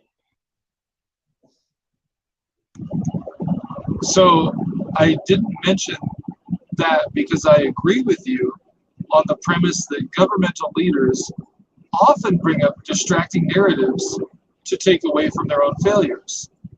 I guess I could have just said the word, "Go, Mr. Edwards," you're right. But like the mention of race over and over again, if he was mentioning any race, if he said, "Oh, all these black people," over and over and over again, or even once, if he said, "Oh, the Mexicans," blah, blah, blah, repeatedly, or even once, I would have also asked the same question. Why do you bring up the fact that they're Mexican or black or Asian or whatever? But Because did to you me, hear it's the dominating those things. I don't recall saying anything about white people over and over and over again. Well, he's mentioning that you mentioned white men doing mass shootings or white men being terrorists. Yeah, you mentioned that 2 or 3 times. That's maybe reality. 4 times. Yeah, because their religion is not mentioned, and they're not called terrorists. They're not called terrorists because they're white. Let's be real. Their religion is not mentioned because they're white. That's a reality. If they were dark-skinned and if they were Muslims, their religion would be mentioned, and the mere fact that they're dark-skinned, their religion would be mentioned. It's racism. And also, I would add that religion would be the central explanation for why they acted the way they acted. And the thing is, to be honest, Alan, you're almost being racist, and I don't think you're a racist, but you're almost being racist in your approach, in that you're sidestepping the main issue, as the brothers pointed out 3 times now, about Muslims being targeted as the villains. Okay, Muslims who are stereotypically seen as being brown-skinned people from the Middle East. Okay, so you're sidestepping that whole issue to focus and defend the fact that white people have been called out or have not been labeled the way the dark-skinned people from the Middle East have been. So you're kind of being racist in the process, to be honest. I would say he's being naive. I wouldn't go as far as saying racist. Well, I would say he's being naive. But he's either being naive or he's because this is not the first discussion that we've had about race. He and I. And I've seen the other discussions. So, like I said, so when I used the word triggered, and he became offended at the word. I'm not a trigger. How could you say that I'm a trigger? It kind of seems like you're triggered. I'm just saying. It kind of seems like you're triggered. You don't come and talk about this particular point if you're not triggered by that particular point. So the word triggered is not a bad thing. It just happens to be you're not, because he said, well, he didn't. He just admitted that he didn't mention anything about the central topic of the show. That didn't trigger you. No, that didn't trigger you. Biden, coming out for political reasons using Al Qaeda doesn't trigger you. Muslims being labeled with the code word terrorist doesn't trigger you. The thing that you wanted to talk about, don't you say anything about no white use of white men. That's the thing you want to talk about. How dare you? You can say you're not claiming that's reverse racism, but it really sounds like you're saying it's reverse race. No, you're making the reverse racism argument. Yeah, it almost caught. Listen, man, I'm red hair and freckle face, right? I mean, you can see I still have some signs of red hair, and I have freckles. I'm red hair, freckle. Well, I'm white as they get, man. And how dare this white guy say anything? How dare this white guy bring up race? Well, your problem, Kenny, is you're woke. You're too woke. Yeah, I guess. You're woke. You're just too woke, Kenny. Oh man, you're on that wokeism. Alan, I like Alan. He's my buddy, but we've had this discussion numerous times. He doesn't really believe that racism drives. I mean, even the argument of people talk. If I was the devil, if I wanted to increase racism, I would keep talking about people's race. I mean, That's As not an if you don't original. talk That's not about an it, original argument. That's an yeah, as if old you don't talk trope. about it, it's going to go away. That's Right? a very Well, old talking point and trope. no, if you don't talk about it, it gets worse. As a matter of fact, Yes, you have to just address stop talking. it. It's like Just saying, don't. Kenny, stop mentioning the use of terrorism being applied to people of a particular race and not to another particular race. The way you get rid of that is by not talking about it. it's like saying I walked out through the yard and stepped into some dog poop, and if I don't talk about the dog poop, it's not going to smell. I mean, yeah, it is. Somebody needs to tell you, hey, look, you got some. And dog poop I hate, and again, this is why I say he's naive. I hate to break it to you, but racism is all around the globe. Oh man, it's everywhere. Yeah. The racism. There was a time where 90% of the Muslims in the Muslim lands were under the control of the Western colonial powers. Over 90% of Muslim lands were occupied and colonized by the Western powers. And many of them, even though they've received some semblance of freedom, their economy and the assets of their country are still controlled by the Western powers. Yeah, we see that in Western Africa and North Africa, that the people are still speaking French, and the central currency is the French franc, and France has control over their central banks.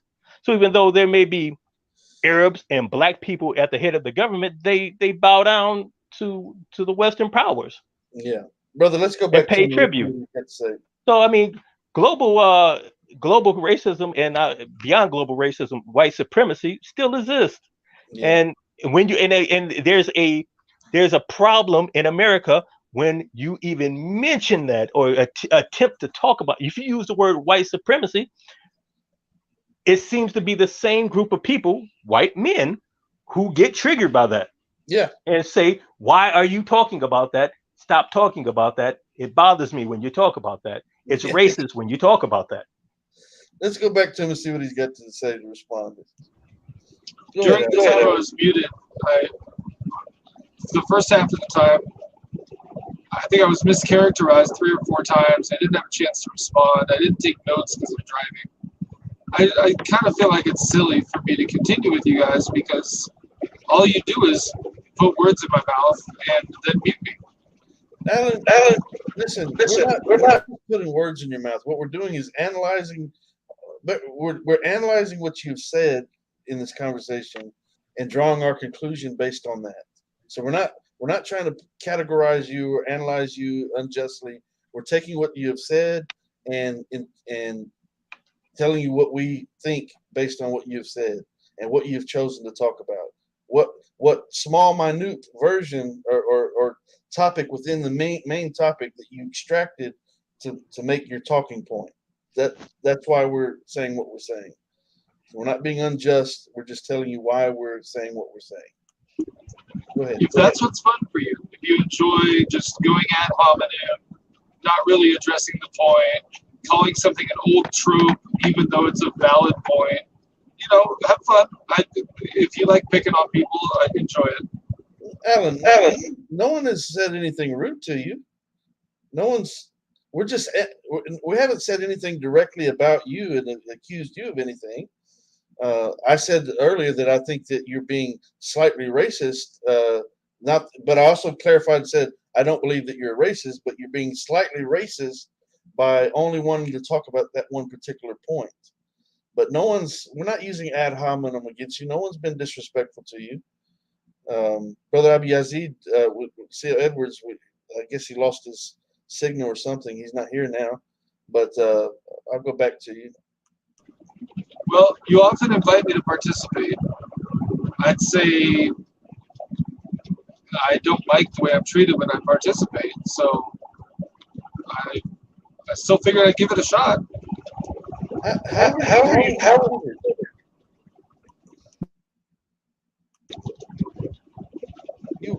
No one said anything. Maybe I'm not hearing everything. Like I mentioned earlier, there's a lot of background noise. It's entirely possible that you're being reasonable and fair, and I'm just missing some of what you're saying. So, it's neither here nor there. I've agreed with you on your central premise that political figures like to distract attention from their own failures. I agree with you on that. That's why I didn't mention it. You know, I agreed with Mr. Edwards on the vast failures of the Biden administration. So that's why I didn't mention it. I found it worth questioning that you brought race in several times, but now I've learned my lesson. You've successfully shut me up. I can't ask about that. So good job. No. See, what you're doing is you're doing exactly what the brother said you were doing. You're playing the victim, and no one's treated you unjustly here. But again, we're pointing out the fact that out of the broader discussion, the only thing that you wanted to talk about was the fact that I mentioned race. And I mentioned race primarily because, and I'll say it again, because when these mass shootings happen in this country, and they're going to happen again, they never mention the word terrorism, and they never mention the religion. But the connotation to the word terrorism is evident. You've admitted it yourself that whenever certain words are used, certain rhetoric is used, automatically what comes to mind? Muslims. When the word terrorist or terrorism is mentioned, automatically you picture in your mind a dark-skinned person with a beard saying Allahu Akbar, trying to walk onto a plane and flying planes into buildings and blowing themselves up and whoever else they can blow up in the process. That's what people have been programmed to think when they hear certain phrases mentioned. And that fact is driven by racism. If you don't understand that, I don't know how you don't understand that, how you can't see it. It's always a common enemy with a common cause, with our common God on our side from the American standpoint. America's good, God's on our side. Those brown people over there are the enemies. They're the bad guy. The devil's over there with them. And so it's us against them, and that's just how it is. And so, Brother C.L. Edwards is back, but I'll let you respond. Assalamu alaikum. I'm sorry, my phone Well, comes up. I would like to encourage you with something positive because this has had a bit of a confrontational tenor. I don't want to be confrontational, So I want to give you some positive, encouraging news. And that is not every person has had the same experience you have, right? You may have, living in Texas, and you've traveled quite a bit around the country, even around the world, you may have experienced a lot of encounters with people who hear the word terrorist and automatically a character comes to mind. It looks like Osama bin Laden, I've only encountered that like twice ever. There are circles of people, there are groups of people who, when they use that word, they mean the dictionary definition. And it doesn't carry a bunch of baggage. For me, for example, if I were to use that word, I would mean what the word means, not some ethnic group. And so I want to encourage you that not everybody sees it with that taint of bias. I know. What? I don't need you. Sorry. I don't need you to tell me that not everyone sees it with that bias because I didn't make that claim. So I'm fully aware of that. Matter of fact, I'm not one that sees it with that bias, by example. So, but I recognize the racism within the racism, and that I know how these people think, right? And so no, I didn't make a blanket statement saying that all white people think this way. Yeah, well, okay, yeah, go ahead. And minimally, what I'm trying to get at is in the environments that I've been in, that's scarce. And so I don't want you to be burdened by the idea that it's predominant, when at least in some regions and in some social circles, it's very scarce.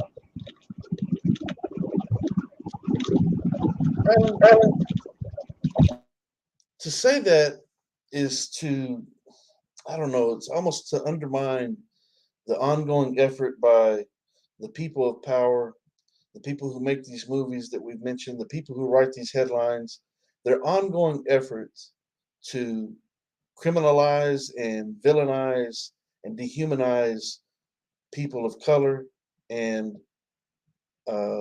Muslims throughout the world who are labeled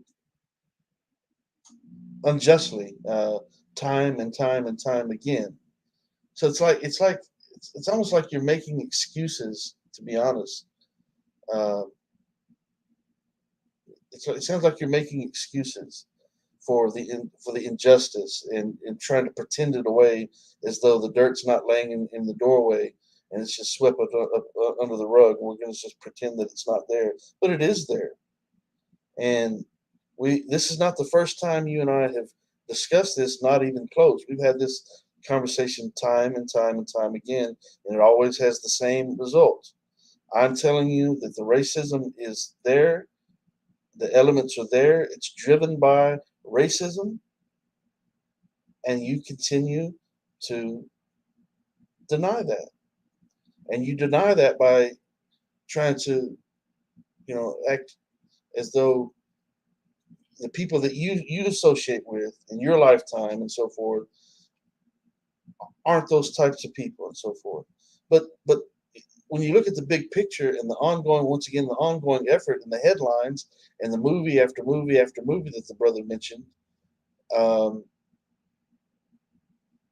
it's to suggest that they're failing in their attempt to demonize and label Muslims as terrorists, even though they do it every time they get a chance.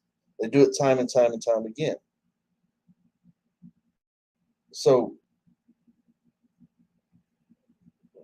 I'm not sure if you realize what you're missing, or if you are just trying to pretend that that it's not an issue.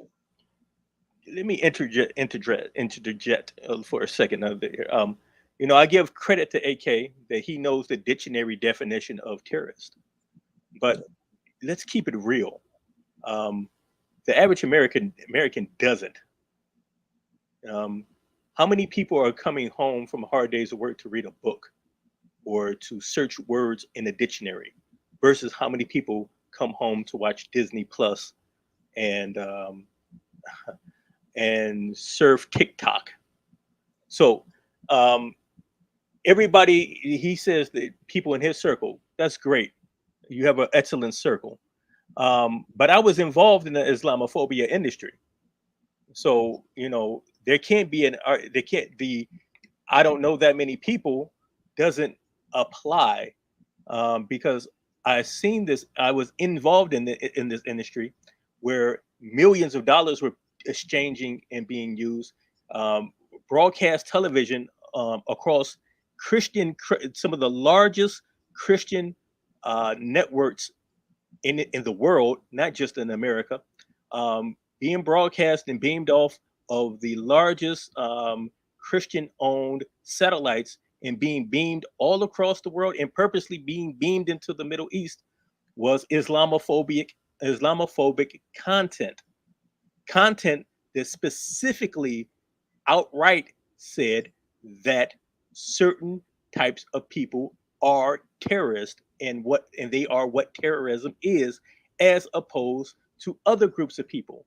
Other groups of people are God's people, the sons of God, good Christian people, civilized people, and other types of people are not, until they change their religion, until they change their culture to be like the good group of people.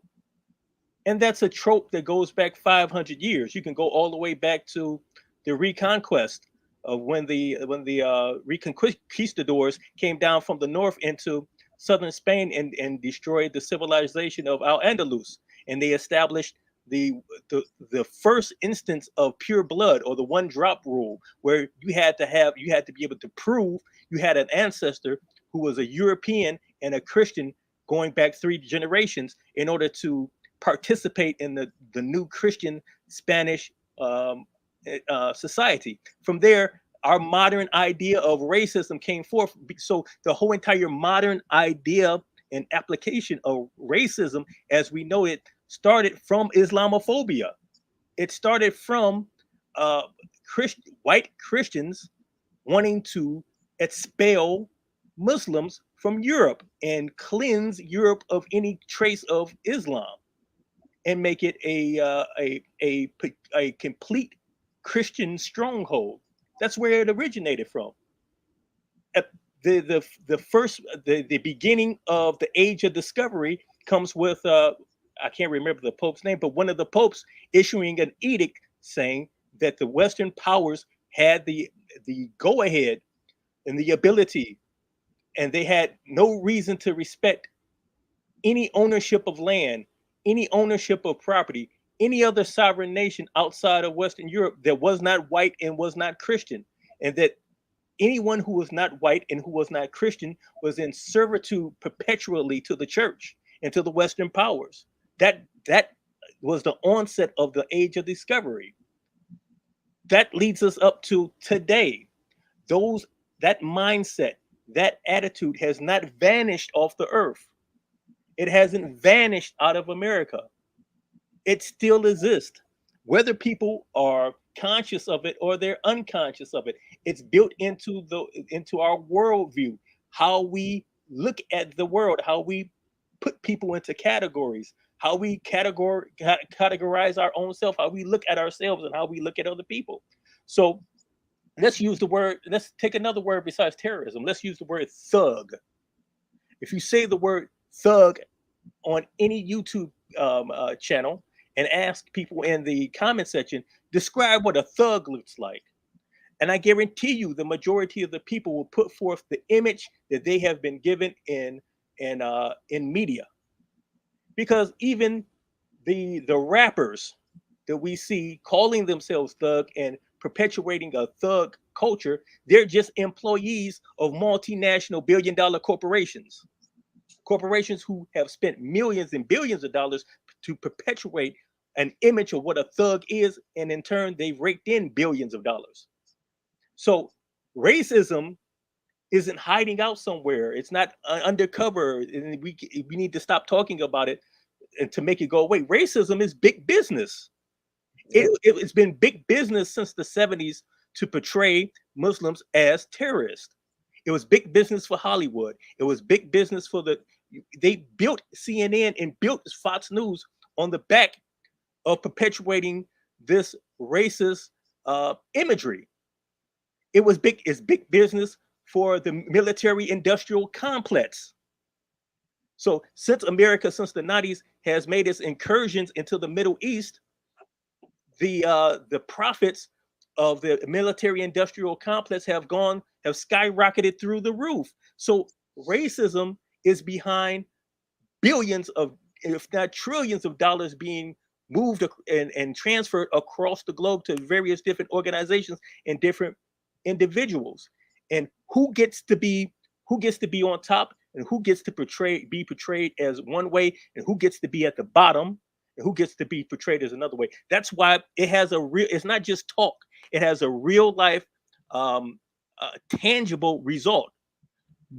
That's why there's a global difference in wealth and standard of living between the global north and the global south. It was created. That didn't just happen because people in the global north are smarter and better, and people in the global south are stupid and immoral, as some people would like to portray. It happened because of systematic. I want to use another triggering word, but it happened because of racism, and not just any old racism. I don't like people of this color, and it happened because people decided that a certain race had to be supreme over other races. Okay, brother, you've said that very well. Certainly better than I could articulate it. You said it very well. So, may Allah bless you for your efforts and your intentions. Alan, listen, I'm going to have to shut the show down at this point because it's time for Maghrib, and I need to pray. Matter of fact, Isha is approaching already, so I need to pray. And but thank you for joining the panel. And you're welcome to come back again. Alan, drive safe. I'm sure you have a final word you'd like to give in. Let me. Okay. Sorry, during his presentation, I wanted to thank Mr. Edwards real quick. You've drawn attention, of course, to the fact that racism has existed historically. It does exist today. Of course, everybody would acknowledge that. I'm willing to consider that it's perhaps more prevalent than I've given consideration to. Same with Islamophobia. I'm willing to consider that it's more prevalent than I have acknowledged before. So I'm going to think that through and process and rewatch this video. But I do thank you for your time, Mr. Edwards. There have been periods of time where you were respectful, and I appreciate those. And same to you, Ken. I love you as a brother. Mr. Edwards, I love everybody in the world. I just don't know you yet. But you guys are pretty great. I would encourage you to maybe give equal consideration in the future. But I don't want to be called a victim. So no big deal. God bless you, though. May God's grace and peace be with both of you. Okay. All right. Just one last word before you go, Kenny. Sure, brother. Why, again, with this, these global multinational billion-dollar corporations, why do they seem to have the need to make content over and over and over again for the last 50 years of portraying dark-skinned, non-white people, non-Christian people as violent, inherently violent, and against America, the enemies of America? They've done that for all these years. Why? So do you think they're ever going to start making movies and television shows about white terrorists being inherently violent and being against America? You know why they won't do it? Because their audience wouldn't want to see it, because their audience would be triggered, because their audience wouldn't want to see themselves portrayed that way and those words being applied to them. That's right. That's why I tried to ask him. Do you think you're trying to undermine their efforts and their ongoing effort to label Muslims as the villains? And do you think they would not still be doing it all these years later, year after year after year? They've been doing it. If they weren't having success with it, of course they're having success. That's why they keep doing it. You don't keep doing something unless you're having success at it. So obviously there are. So, all right, brother, I need to get out of here, but thank you for joining the panel. Thank you, A.K. Manning, for joining the panel. And thank everyone for listening. I do bear witness there's no God other than Allah. And I bear witness that Muhammad is his final servant, the seal of all prophets. One last time, if you'd like a copy of this book when it releases on September the 5th of this year, Your Right to Self-Identify and My Right to Disagree, you could get a free copy by joining my book launch team. Send me an email at info@kennyballmer.com, and I'll give you the details about how to get just a free book. I'll give you a free book for joining the book launch team. Info@kennyballmer.com, and I look forward to hearing from you. So we'll leave it at that.